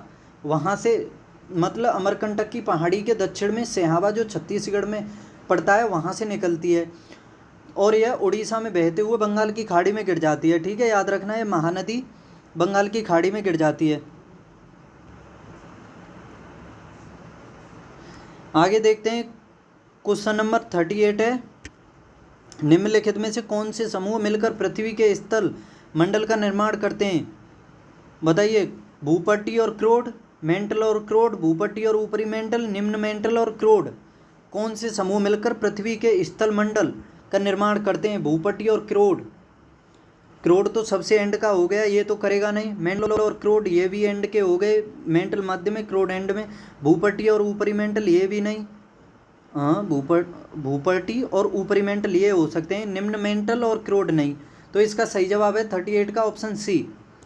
ठीक है, जैसे पृथ्वी को बांटा गया है बता देता हूँ आपको डिटेल से कि जैसे मान लो ये है पृथ्वी आपके सामने। ठीक है, इसके 3 हिस्से कर दिए हमने। ये ऊपर वाला तो हो गया क्रोड, इसके नीचे हो गया मेंटल, इसके नीचे हो गया कोर, नहीं ऊपर वाला हो गया क्रस्ट, नीचे वाला हो गया क्रोड या इसे कोर भी बोलते हैं। ठीक है, 3 भागों में। और फिर इसके बाद इन 3 भागों को और बांट दो आप, ये बांट दिया, ये कर दिया और ये कर दिया, तो ये कुल हो गए 1 2 3 4 5 6 भाग हो गए। तो जैसे ये सबसे ये जो ये क्रस्ट है, क्रस्ट को 2 भागों में बांट दिया, ऊपरी क्रस्ट और निचली क्रस्ट। तो इन दोनों के बीच में जो असंबद्धता है उसको जानते हैं कॉनरेड असंबद्धता के नाम से। मैंने इसको याद किया था, कौन मोहे मतलब कौन मुझे की जगह पर लगाया था मैंने, कौन मोहे रेंपटे घूसा मारे गो के लगे जगह पर लगा दिया था मैंने लेहमन, कौन मोहे रेंपटे घूसा मारे गो। ठीक है, ये हो गया कॉनरेड असंबद्धता सबसे ऊपर। उसके नीचे आ गया मेंटल। अब ये ऊपरी मेंटल को निचले क्रस्ट से कौन अलग करता है? तो ये हो गया मोह असंबद्धता। फिर उसके नीचे ऊपरी मेंटल को निचले मेंटल से रेपटी, फिर उसके बाद निचले मेंटल को ऊपरी क्रस्ट से गुटेनबर्ग और निचले क्रस्ट को ऊपरी क्रस्ट से लेहमन। तो याद रखना ये पृथ्वी का विभाजन है। आगे अब इसमें क्वेश्चन नंबर इसमें 39 है। इसमें देखते हैं एक साइड में सूची फर्स्ट, एक साइड में सूची सेकंड। ठीक है, तो सुतका गेंडोर, रंगपुर, चनूदड़ो, सोतका कोह। अब सूची सेकंड है, आगे है सिंधु, दास्क नदी, सादीकोर नदी। तो अब इसका मिलान करना है, सुतका गेंडोर बताओ, ये जो सिंधु घाटी सभ्यता है ये सभी उसी से संबंधित हैं, चनूदड़ो, रंगपुर और सोतका कोह। बताइए क्वेश्चन नंबर 39 का आपके हिसाब से क्या सही हो सकता है? किस नदी के किनारे है बताइए। आपको बता दूं कि सुतका गंडोर जो है ये दास्क नदी के किनारे है। ठीक है। और रंगपुर जो है ये मादन नदी, रंगपुर मादन नदी। और चनुदड़ो सिंधु नदी, ठीक है, पंजाब में पड़ता है ये। और सोतका कोह ये सादीकोर। आगे देखो इसमें ए का 2 बी का 4, ए का 2 बी का 4 देख लो बस। तो इसका ऑप्शन डी सही है, ए का 2 बी का 4। चनुदड़ो सिंधु नदी और सोतका कोह ये सादीकोर नदी। आगे क्वेश्चन नंबर 40 है, निम्न कथनों पर विचार कीजिए तथा नीचे दिए गए कूटों की सहायता से गलत कथन का चयन कीजिए। गलत कथन चाटना है। तुगलक काल मुस्लिम भारतीय विजारत का स्वर्ण काल कहा जाता है। अलाउद्दीन ने घोड़े दागने की प्रथा को प्रारंभ किया था। बताइए कौन सा ऑप्शन सही है। ऑप्शन ए, ऑप्शन बी केवल 1 और 2, सी है इसमें 1 और 2, बी है केवल 2, 1 है इसमें, और या डी है इसमें कोई भी नहीं। तो बताइए कौन सा जवाब सही है इसमें क्वेश्चन नंबर 40 का। तो आपको बता दूं कि ये दोनों ऑप्शन सही हैं इसमें, इस वजह से ऑप्शन सी सही है इसका। दोनों स्टेटमेंट सही हैं कि जैसे मध्यकालीन भारत के जो दिल्ली सल्तनत काल हुआ था मध्यकालीन भारत में, उसमें तुगलक काल को मुस्लिम विरासत विजारत यानी मुस्लिम भारतीय विजारत का स्वर्ण काल कहा जाता है। ठीक है, ये सही है इसमें। और अलाउद्दीन खिलजी के द्वारा ही जो हुलिया और दाग प्रथा थी उसको शुरू किया गया था। यानी दाग मतलब घोड़ों को तो दाग दिया जाता था, दाग यानी निशान लगा दिया जाता था उस पर, और जो सैनिक होते थे उनके लिए अनिवार्य कर दिया गया था उनको अपना हुलिया रखना हर समय अपने पास रखना अनिवार्य कर दिया गया था। क्योंकि जब युद्ध के बाद उनके लिए जो वितरण होता था यानी वेतन या कुछ दिया जाता था, तो उस वजह से या फिर घोड़ा, और उस वजह से सैनिक चालाकी करते थे कि इस वजह से भ्रष्टाचार ना हो, उसे रोकने के लिए इसने हुलिया दाग प्रथा का प्रचलन किया था। ठीक है, तो दोनों स्टेटमेंट सही हैं इसके। आगे क्वेश्चन नंबर 41, निम्नलिखित असत्य विकल्पों की पहचान कीजिए। इसमें से कौन सा असत्य कथन है। इदरार यह विद्वानों तथा धार्मिक लोगों को दी जाने वाली आर्थिक सहायता थी। अमलाक यह धर्म संबंधी तथा अन्य दान कार्यों हेतु दी गई भूमि थी। यह आगे सदका यह साधारण किसान था। मसाहत यह भूमि का पैमाइश थी। भूमि को जो पैमाइश थी उसे मसाहत कहा जाता था। साधारण किसान को सदका कहा जाता था। धर्म संबंधी तथा अन्य दान कार्यों हेतु दी गई भूमि थी ये अमलाक। और विद्वानों तथा धार्मिक लोगों को दी जाने वाली आर्थिक सहायता इदरार थी। बताइए कौन सा असत्य है इसमें से। असत्य कथन ही पूछा है इसमें क्वेश्चन नंबर 41। तो आपको बता दूं इसका ऑप्शन सी सही है, सदका साधारण किसान ये सही नहीं है, क्योंकि सल्तनत काल में जो है बलाहार का संबंध साधारण किसान से होता था। जो बलाहार शब्द होता था उसका संबंध था साधारण किसान से, जबकि सदका एक प्रकार का धार्मिक कर था। जो ये सदका था ये तो धार्मिक कर था, ठीक है, और बलाहार ये था साधारण किसान। तो इस वजह से ऑप्शन सी सही है इसका। आगे क्वेश्चन नंबर 42, निम्नलिखित कथनों पर विचार कीजिए तथा नीचे दिए गए कूटों की सहायता से सही विकल्प का चयन कीजिए। हरिहर तथा बुक्का ने 1336 में विजयनगर साम्राज्य की स्थापना की। एवं तूता ने अपने वृत्तांतों में सती प्रथा का उल्लेख किया। बताइए इसमें से कौन सा सही है। केवल 1, केवल 2, 1 और 2 दोनों, या कोई भी नहीं। ऑप्शन क्वेश्चन नंबर 42 का सही जवाब दीजिए। तो आपको बता दूं इसका सही जवाब है ऑप्शन सी, दोनों सही हैं। हरिहर बुक्का के द्वारा ही 1336 में विजयनगर साम्राज्य की स्थापना की गई थी, बिल्कुल सही है, जिसमें 4 साम्राज्यों ने शासन किया था विजयनगर में। ठीक है, आगे सेकंड है इसमें एवं तूता, इसके मतलब इसने वृत्तांतों में सही सती प्रथा का वृत्तांत किया था, यह भी सही है। एवं तूता जो कुतुबुद्दीन ऐबक का काजी था, नहीं मोहम्मद बिन तुगलक का, ठीक है, उसी के समय में आया था ये एवं तूता। ठीक है, मोहम्मद बिन तुगलक का काजी था और ये अफ्रीका के जो मोरक्को देश था वहाँ से आया था 1333 ईस्वी में। और इसके द्वारा एक प्रसिद्ध पुस्तक थी जिसका नाम था रहला, जिसको सफ़रनामा भी कहा जाता है, वो लिखी गई थी इसके द्वारा। ठीक है, मोहम्मद बिन तुगलक का काजी था। आगे क्वेश्चन नंबर 43 है, निम्नलिखित में से किस संगम शासक को प्रोण देवराय के नाम से जाना जाता है। प्रोण देवराय के ऑप्शन ए देवराय प्रथम, बी हरिहर प्रथम, या हरिहर द्वितीय, या मल्लिकार्जुन। Praudha Devaraya question number 43। बताइए इसका सही जवाब क्या होगा। तो आपको बता दूं इसका सही जवाब है ऑप्शन डी मल्लिकार्जुन को प्रोणदेवराय के नाम से जाना जाता है, प्रोणदेवराय के।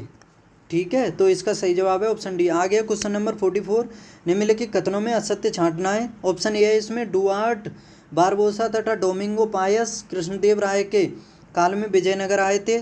बी है इसमें, पुर्तगाली यात्री नूनीज अच्युत देवराय के काल में विजयनगर साम्राज्य में आया था। सी है इसमें, अच्युत देवराय ने हजारा मंदिर व विट्ठल स्वामी मंदिर का निर्माण करवाया था। विजयनगर साम्राज्य में प्रशासन की सबसे छोटी इकाई उर थी, उर। तो बताइए इसमें से कौन सा असत्य है, लगाइए दिमाग लगाइए इसमें। तो बता दूं इसका सही जवाब है ऑप्शन सी, अच्युत देवराय ने हजारा मंदिर व विट्ठल स्वामी मंदिर का निर्माण कराया था। ये गलत है, क्योंकि कृष्णदेव राय ने हजारा व विट्ठल स्वामी मंदिरों का निर्माण करवाया था। कृष्णदेव राय ने, अच्युत देव राय ने नहीं, कृष्णदेव राय ने, जो अष्टदिग्गजों के लिए प्रसिद्ध थे, तुलुप वंश से संबंधित थे, याद रखना, कृष्णदेव राय। आगे क्वेश्चन नंबर 44 है, जायसी द्वारा, मलिक मोहम्मद जायसी द्वारा पद्मावत की रचना निम्नलिखित में से किस शासक के काल में की गई थी? अकबर, बाबर, जहांगीर या शेरशाह सूरी? बताइए। क्वेश्चन नंबर 45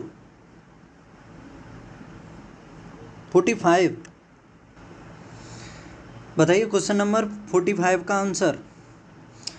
तो इसका सही जवाब है ऑप्शन डी, शेरशाह सूरी के शासनकाल में मलिक मोहम्मद जायसी द्वारा पद्मावत की रचना की गई थी। आपको बता दूं, जब 1303 ईस्वी में जो अलाउद्दीन खिलजी था उसने, और अपने सेनापति था उसका मलिक काफूर, उसके साथ 1303 ईस्वी में चित्तौड़ अभियान जो किया था, रावल रतन सिंह की पत्नी थी पद्मावती, उसको हासिल करने के लिए किया था चित्तौड़ अभियान। ठीक है, किया था। तो उसका वृत्तांत जो मलिक मोहम्मद जायसी ने 1540 में जो लिखी थी पद्मावत उपन्यास जो लिखा था, उसमें किया था, जिसमें पद्मावती ने सभी स्त्रियों के साथ जौहर कर लिया था।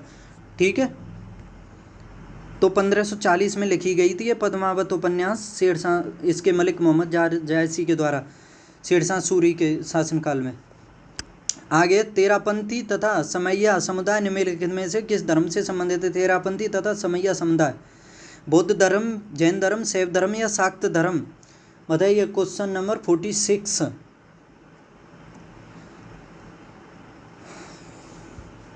तो इसका सही जवाब है ऑप्शन बी, जैन धर्म से संबंधित है। तेरापंथी तथा समैया समुदाय जैन धर्म से संबंधित हैं, याद रखना। तेरापंथी को श्वेतांबर तथा समैया को दिगंबर, इनके नामों से जाना जाता है, इस वजह से कंफ्यूज हो जाते हैं, याद रखना। तेरापंथी तो श्वेतांबर हैं और समैया दिगंबर हैं। जैसे जैन धर्म का विभाजन ना होगा, जैसे जैन धर्म का विभाजन जब हुआ था श्वेतांबर और दिगंबर में, तो याद रख सकते हो जैन धर्म से संबंधित हैं। आगे, निम्नलिखित कथनों पर विचार कीजिए तथा नीचे दिए गए कूटों की सहायता से विकल्प का चयन कीजिए। जैन मठों को बसादी या बसदिश कहते हैं। जैन मठों को बसादी या बसदिश कहते हैं। महावीर की मृत्यु के पश्चात जैन संघ का प्रथम अध्यक्ष सुभद्र बना था। बताइए कौन सा सही है इसमें से?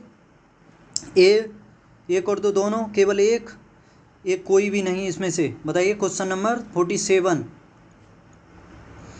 तो आपको बता दूं इसका केवल एक सही है।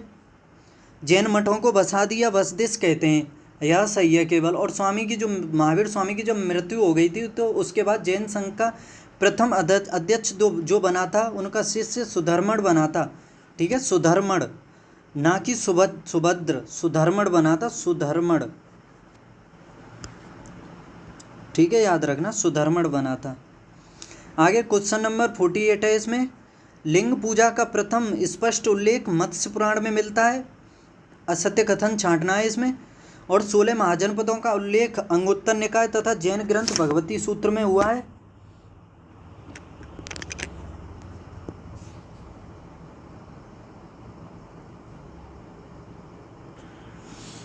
सोलह महाजनपदों का उल्लेख अंगुत्तर निकाय तथा जैन ग्रंथ भगवती सूत्र में। 16 महाजनपदों में कंबोज ही एकमात्र ऐसा जनपद था जो कि दक्षिण भारत में स्थित था। भवी शैव संप्रदाय का संबंध शैव धर्म से है। बताइए कौन सा गलत है इन चारों में? देखिए आप स्क्रीन पर अच्छे से दिमाग लगाइए और बताइए। तो आपको बता दूं इसका ऑप्शन सी बिल्कुल गलत है, क्योंकि 16 महाजनपदों में कंबोज ही एकमात्र ऐसा जनपद नहीं था, कंबोज नहीं था। जो एकमात्र दक्षिणी जो महाजनपद था वो अस्मक था, याद रखना अस्मक, जो कि दक्षिणी भारत में गोदावरी नदी के तट पर था, अस्मक था, कम्बोज नहीं था। ठीक है, तो ऑप्शन सी सही है इसका। आगे क्वेश्चन नंबर 50 है, इसमें शासकों को कालानुक्रम में व्यवस्थित करना है, जैसे अजातशत्रु, नागदशक, उदयन या बिम्बिसार। बताइए सबसे पहले किसने शासन किया, उसके बाद किसने, उसके बाद किसने, चारों में देख करके बताइए। क्वेश्चन नंबर 49 का आंसर। आपको इसमें महत्वपूर्ण पॉइंट बता देता हूँ कि अगर हम बौद्ध ग्रंथों की बात मानते हैं तो भारत में जो मगध पर शासन करने वाला पहला वंश था वो हर्यक वंश था। ठीक है, अगर पुराणों की बात मानते हैं या महाभारत की, तो पहला बृहद्रथ वंश था। और ये सभी शासक जो हैं हर्यक वंश से संबंधित हैं। तो इस बारे में हम हर्यक वंश के बारे में समझते हैं कि हर्यक वंश की स्थापना जो हुई थी 544 BC में हुई थी, यानी AD से पहले जो BC होती है, ईसा पूर्व, मतलब जो मोहम्मद ईसा मसीह हुए थे उसके जन्म से पहले के जो टाइम है उसमें 544 BC से लेकर के 412 BC तक चलाता है यह हर्यक वंश। ठीक है, और हर्यक वंश की जो स्थापना की थी वो बिम्बिसार के द्वारा की गई थी, जिसने शासन किया था 544 से लेकर के 492 तक। ठीक है, उसके बाद उसका पुत्र हुआ था, बिम्बिसार का पुत्र जो हुआ था वो हुआ था अजातशत्रु। सॉरी एक मिनट, अजातशत्रु ने बिम्बिसार की हत्या कर दी। तो फिर उसके बाद यह शासक बना 492 से लेकर के 460 तक। ठीक है, और फिर 460 में इसका पुत्र बना उदयन नाम था इसके पुत्र का, और इसके पुत्र उदयन के द्वारा भी इसकी हत्या कर दी गई थी, जिस कारण इसने फिर शासन किया था 460 से लेकर के 440 तक। और 440 उदयन के बाद इसका पुत्र बना था, जिसे उदयभद्र या उदयन जो था, इसे उदयभद्र के नाम से भी जाना जाता है, और इसने पाटलिपुत्र की स्थापना की थी उदयन ने। ठीक है, याद रखना। और फिर अंतिम शासक जो बना था इस वंश का वो नागदशक बना था। ठीक है, नागदशक। और जो ये था बिम्बिसार, उसकी हत्या का अजातशत्रु के द्वारा कर दी गई थी, इस वजह से इस वंश को पितृहंता वंश भी कहा जाता है। तो याद रखना, सबसे पहले बिम्बिसार 4, सबसे पहले आएगा 4, उसके बाद आएगा 1 अजातशत्रु, उसके बाद 3 उदयन, उसके बाद नागदशक 2, 4 1 3 2, 4 1 3 2। ऑप्शन सी इसका सही है 49 का। ठीक है, याद रखना अच्छे से। आगे देखते हैं क्वेश्चन नंबर 50 है, इसमें भी मिलान करना है आपको। एक साइड में लिखा हुआ है अंतियोक, तुरमय, अतिकिनी, ये शासकों के नाम हैं, और मग, और राज्य से संबंधित पूछा है इसमें कि मिस्र, एपीरस, सीरिया, मैसिडोनिया। बताइए राज्यों मतलब शासकों के नाम जो जिस राज्य से संबंधित हैं। अंतियोक के बारे में देखते हैं पहले। ये अंतियोक जो है ये सीरिया से संबंधित था। तुरमय जो था ये तुरमय मिस्र से संबंधित था, याद रखना। और अतिकिनी जो था ये मैसिडोनिया से संबंधित था, और मग एपीरस से। तो ए का 3 बी का 1, ए का 3 बी का 1, ए का 3 बी का 1। तो इस तरह से इसका ऑप्शन डी सही है। आगे क्वेश्चन नंबर 51 है, इसमें आपको गलत कथन छांटना है कि रुमनदेही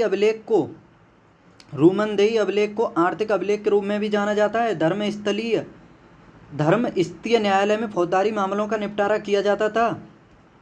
अर्थशास्त्र में 15 अधिकरण हैं। मेगास्थनीज ने भारतीय समाज को 7 वर्गों में बांटा है। तो बताइए कौन सा गलत है इसमें 51 में। तो आपको बता दूं इसमें 51 में ओनली बी गलत है। धर्मस्थलीय न्यायालय में फौजदारी मामलों का निपटारा किया जाता था, ये गलत है। इसमें देखते हैं कंटक शोधन न्यायालय में फौजदारी न्यायालय का निपटारा किया जाता था। जो कंटक, धर्मस्थलीय न्यायालय नहीं, कंटक शोधन न्यायालय में फौजदारी मामलों का निपटारा किया जाता था। जबकि जो धर्मस्थलीय न्यायालय हैं इनमें नागरिकों के पारस्परिक विवादों का समाधान किया जाता था, और ये दीवानी न्यायालय की भांति ही कार्य करते थे। ठीक है, तो ऑप्शन बी इसका गलत है। आगे 52, कातंत्र नामक ग्रंथ का विषय क्या था। कातंत्र प्रशासन, अर्थशास्त्र, व्याकरण या राजनीति। कातंत्र का, तो आपको बता दूं कातंत्र ग्रंथ का जो संबंध था यह व्याकरण से संबंधित था। कातंत्र व्याकरण से कातंत्र का जो संबंध था यह व्याकरण से था, इस वजह से ऑप्शन सी सही है। और इसके लेखक जो थे सर्ववर्मन थे, सर्ववर्मन याद रखना, इसके कातंत्र के लेखक सर्ववर्मन। आगे 52 क्वेश्चन नंबर, निम्नलिखित कथनों पर विचार कीजिए तथा नीचे दिए गए कूटों की सहायता से सही विकल्प का चयन करें। गांधार कला के अंतर्गत बुद्ध की सर्वप्रथम मूर्ति बनाई गई थी, ये तो बिल्कुल गलत है, याद रखना, मैं आपको बता दूंगा। शून्यवाद व विज्ञानवाद बौद्ध धर्म की देन है। बताइए 53 का आंसर बताइए। इसमें पूछा है, अच्छा इसमें सही पूछा है, 53 में सही पूछा है, कौन सा सही? हाँ तो सही है ही ना, गांधार कला का थोड़ी किया गया था, मथुरा शैली में किया गया था। तो बताइए इसका सही जवाब क्या होगा? ऑप्शन ए केवल 2, ऑप्शन बी केवल 1, ऑप्शन सी ना तो 1 और ना ही 2, ऑप्शन डी 1 और 2 दोनों। तो आपको बता देता हूँ 53 का आंसर सही है ऑप्शन ए।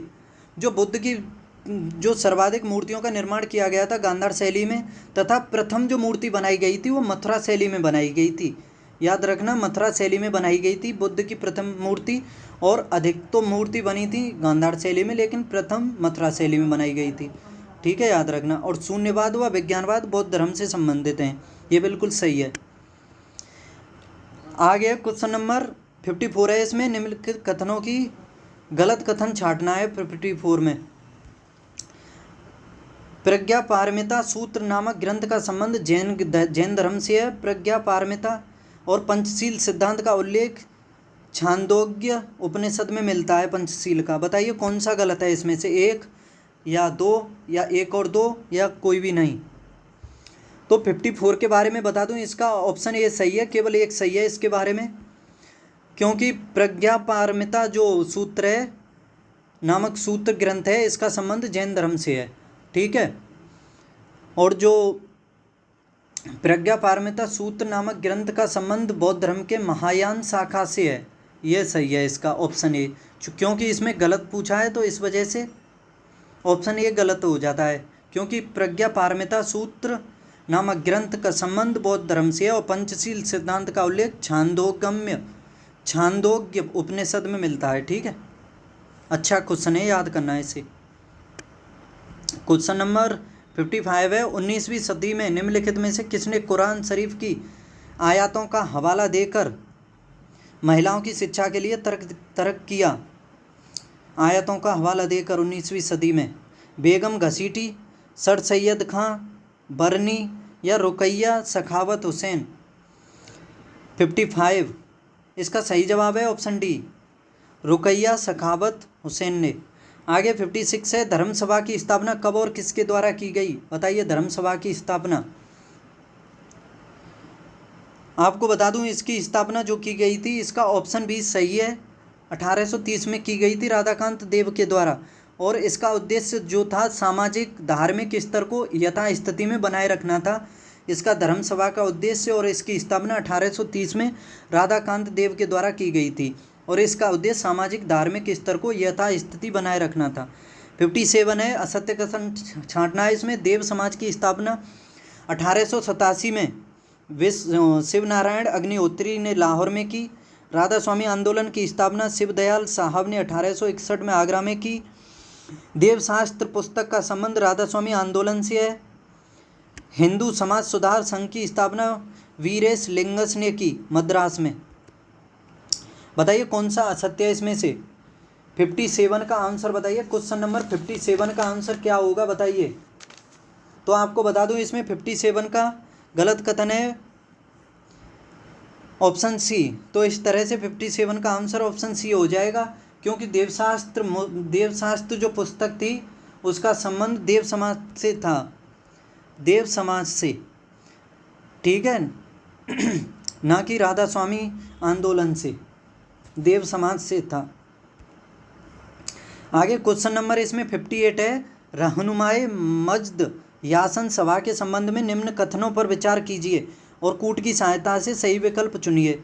रहनुमाए मज्द यासन सभा के संबंध में, यह सभा पारसी धर्म से संबंधित थी और उसमें सुधार से संबंधित थी।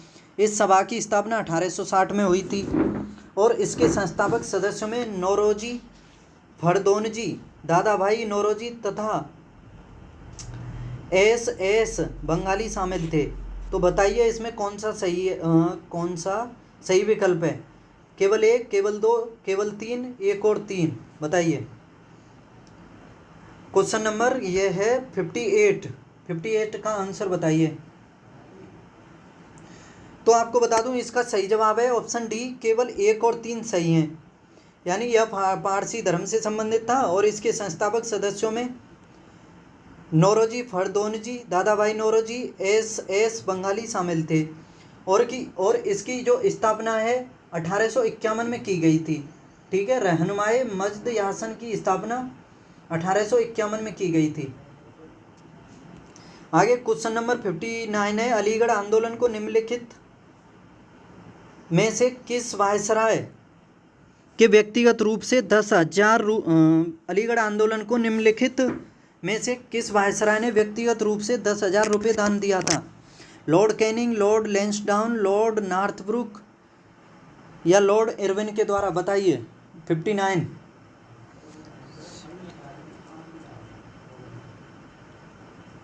तो इसका सही जवाब है ऑप्शन सी, लॉर्ड नॉर्थब्रुक।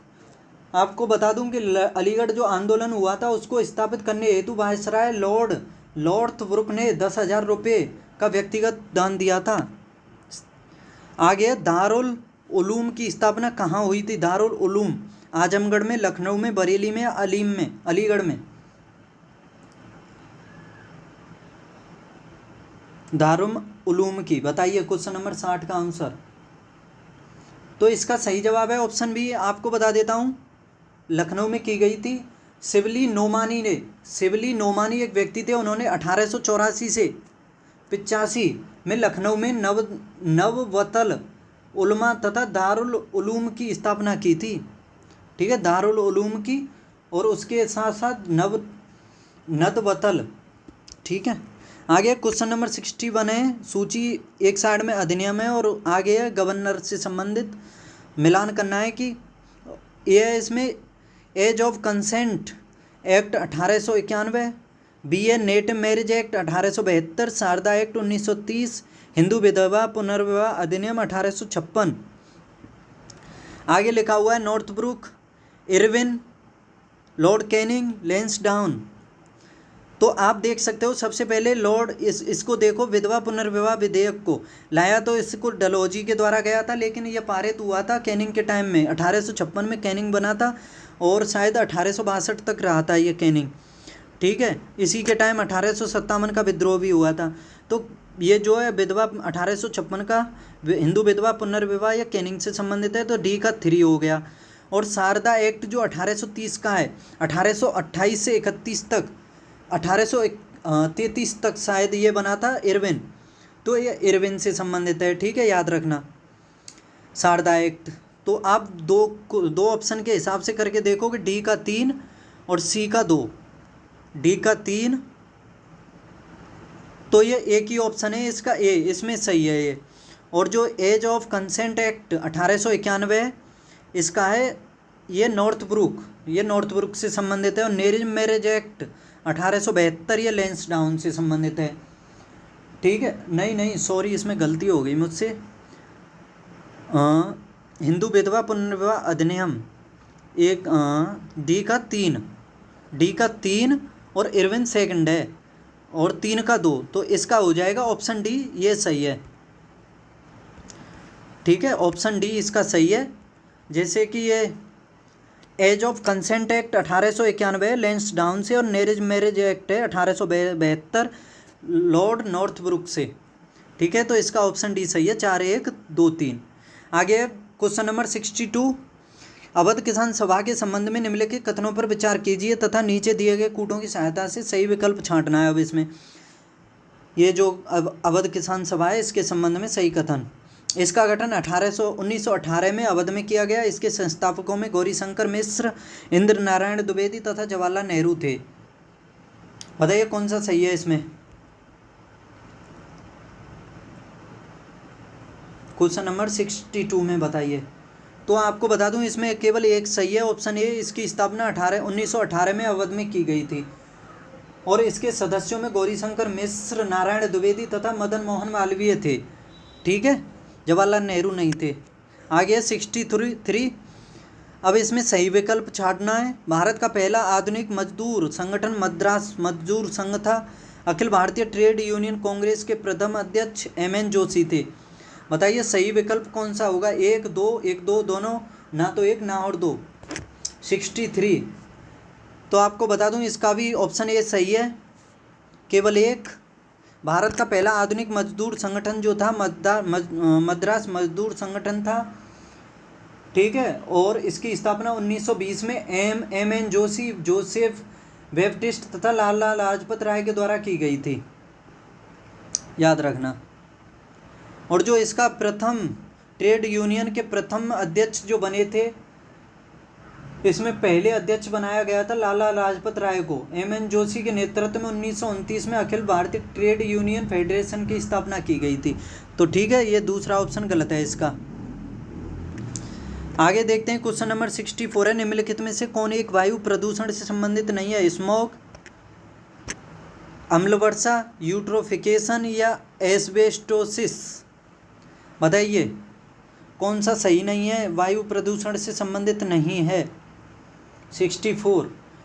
तो आपको बता दूं इसका सही जवाब है यूट्रोफिकेशन।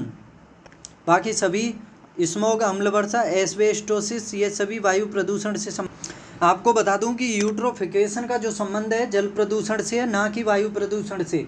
और यूट्रोफिकेशन जो कहते हैं अजैविक एवं जैविक पोषक तत्वों के सांद्रण में वृद्धि को यूट्रोफिकेशन कहते हैं। जल में जब अजैविक और जैविक पोषक तत्वों का सांद्रण हो जाता है या उसकी वृद्धि हो जाती है, यूट्रोफिकेशन या सुपोषण कहते हैं। जो मतलब जो वो होते हैं ना शैवाल प्रस्फुटन या ब्लू एग जो उससे संबंधित होता है, उसके लिए ये संबंधित होता है। और यह पर्यावरण के लिए बहुत हानिकारक होता है, जल को प्रदूषित कर देता है, जिससे ऑक्सीजन की कमी हो जाती है, जिससे मछलियाँ और समुद्री जीवों का मतलब वो मरने लगते हैं इससे। ठीक है, और इससे जलीय पौधे, शैवाल आदि अधिक वृद्धि कर दें, जिससे मछलियों तक सूर्य की पर्याप्त मात्रा नहीं पहुंच पाती है। ठीक है, आगे सर्वाधिक जैव विविधता पाई जाती है कश्मीर घाटी में, शांत घाटी में, सुरमा घाटी में, फूलों की घाटी में। शांत घाटी पश्चिमी क्षेत्र से संबंधित है, याद रखना। फूलों की घाटी उत्तराखंड, कश्मीर घाटी और सुरमा घाटी। बताइए। तो आपको बता दूं इसका सही जवाब है ऑप्शन बी, शांत घाटी, क्योंकि पश्चिमी क्षेत्र में अधिक वर्षा होती है, इस वजह से वहाँ पर सर्वाधिक जैव विविधता पाई जाती है। आगे है क्वेश्चन नंबर 66, हिमालय पर्वत प्रदेश जाति विविधता की दृष्टि से अत्यंत समृद्ध है, समृद्धि के लिए निम्नलिखित में से कौन सा सबसे उपयुक्त है? हिमालय पर्वतीय प्रदेश जाति विविधता के संबंध में यहाँ अधिक वर्षा होती है और जो प्रचुर वनस्पति वृद्धि को बढ़ावा देती है, विभिन्न जीव भौगोलिक क्षेत्रों को संगम है। इस क्षेत्र में विदेशी तथा अतिक्रामक प्रजातियाँ प्रवेश नहीं कर आई हैं, यहाँ मनुष्यों का कम हस्तक्षेप है।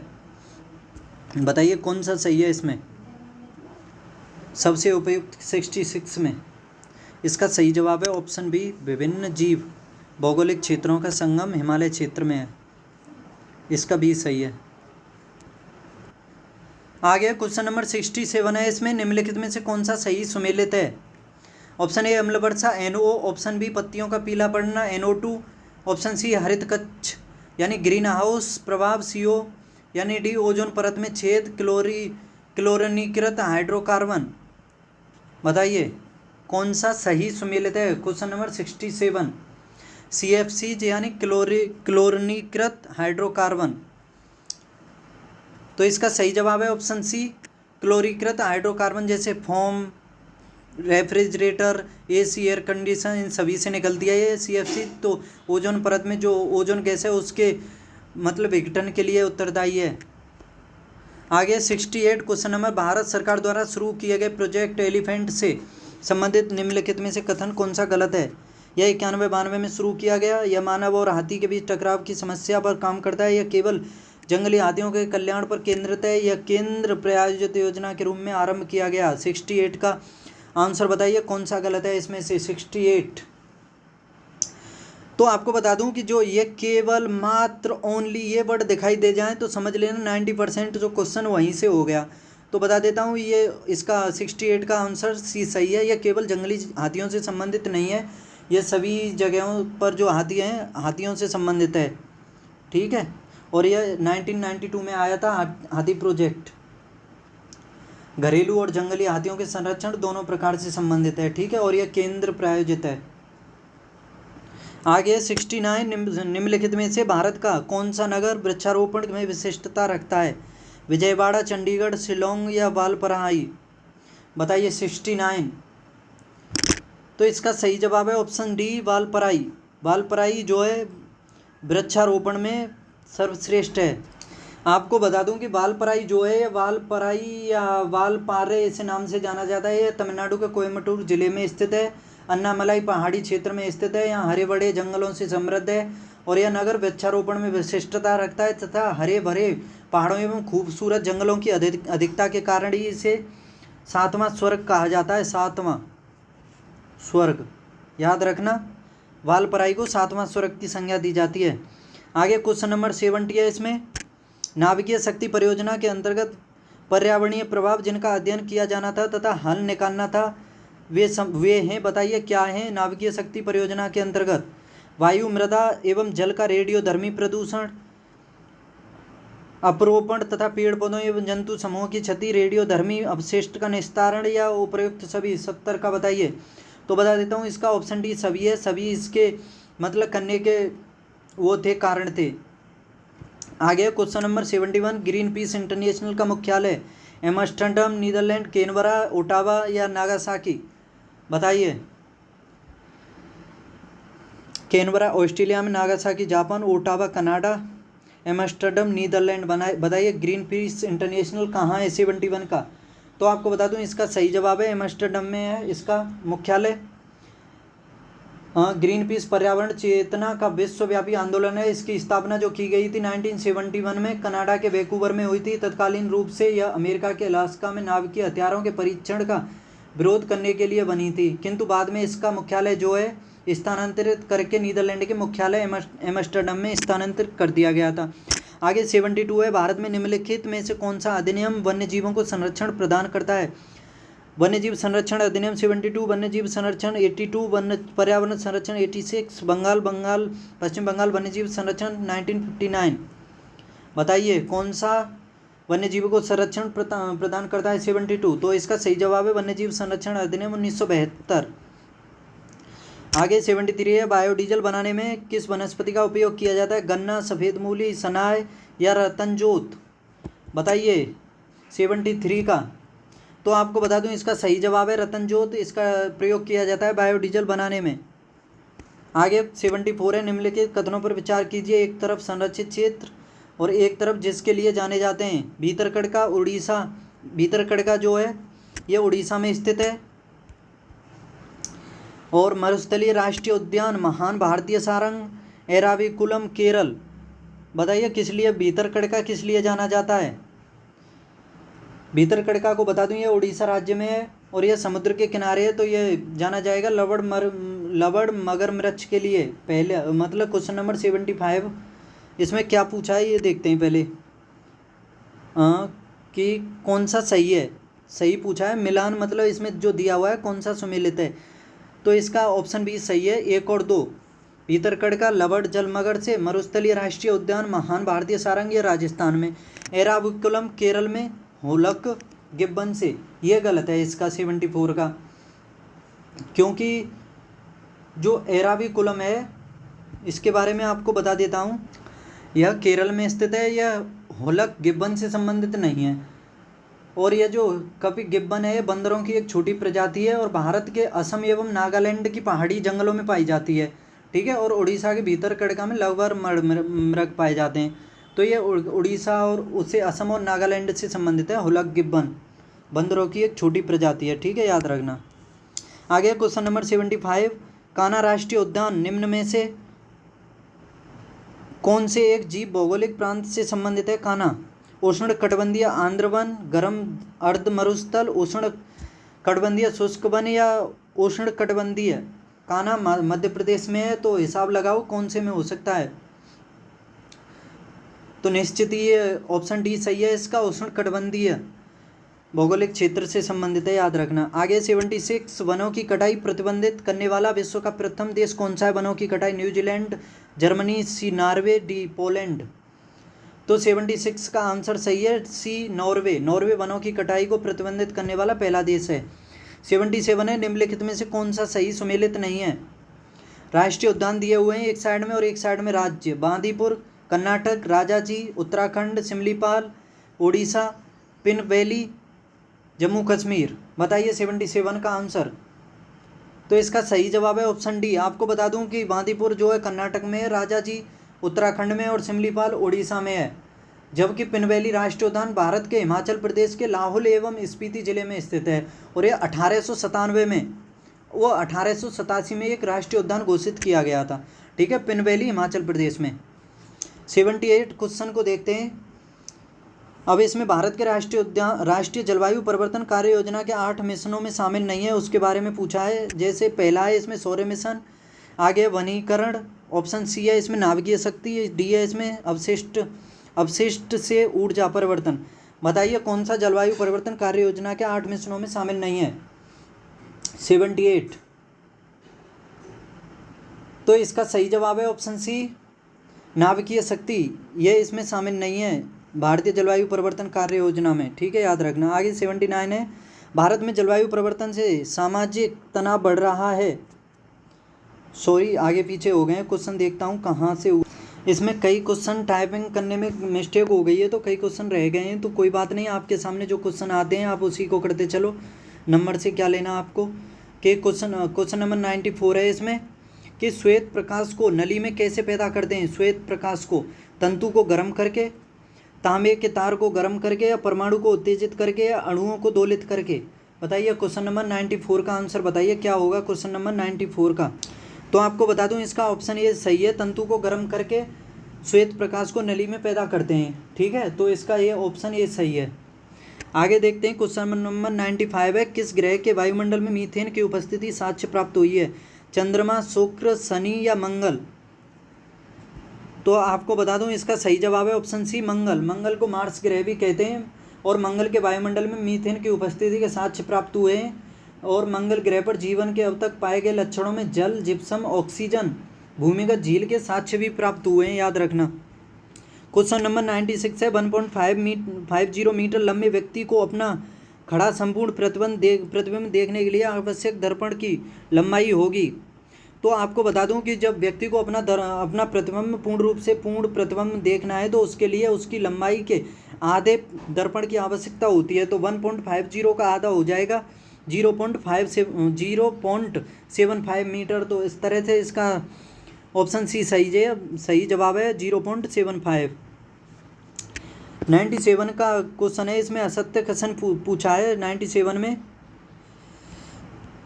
कि मृग तृष्णा एक प्रकाशिक भ्रम है जो प्रकाश के पूर्ण आंतरिक परावर्तन से उत्पन्न होता है। सर्च लाइट में अवतल दर्पण प्रयुक्त होता है। गर्मी में सामान्यतः सफ़ेद या हल्के रंग के वाले कपड़े गाढ़े रंग के कपड़ों की तुलना में ज़्यादा अच्छे माने जाते हैं। एक छोटे छिद्र वाला उत्तल दर्पण डॉक्टरों द्वारा रोगियों के कान, नाक या गले की जांच के लिए प्रयोग में लाया जाता है। तो बताइए इसका गलत जवाब गलत कौन सा होगा इसमें से? तो आपको बता दूं इसका गलत होगा ऑप्शन डी, क्योंकि उत्तल दर्पण का प्रयोग नहीं किया जाता है। जो डॉक्टर होते हैं या कान के या दांत के, इन डॉक्टरों के द्वारा अवतल दर्पण के लेंस का प्रयोग किया जाता है। तो इस तरह से इसका ऑप्शन डी सही है। बाकी सभी स्टेटमेंट बिल्कुल करेक्ट हैं इसके। आगे क्वेश्चन नंबर 98 है, शल्य क्रिया में आर्थोप्लास्टी क्या है? शल्य क्रिया में गुर्दा प्रत्यारोपण, रुधिर आदान, ओपन हार्ट सर्जरी या कूल्हे के जोड़ का प्रतिस्थापन। बताइए शल्य क्रिया में। आपको इसमें बता दूं कि इसका ऑप्शन डी सही है, कूल्हे के जोड़ का प्रतिस्थापन। यानी शल्य क्रिया में जो है आर्थोप्लास्टी कूल्हे के जोड़ का प्रतिस्थापन होता है।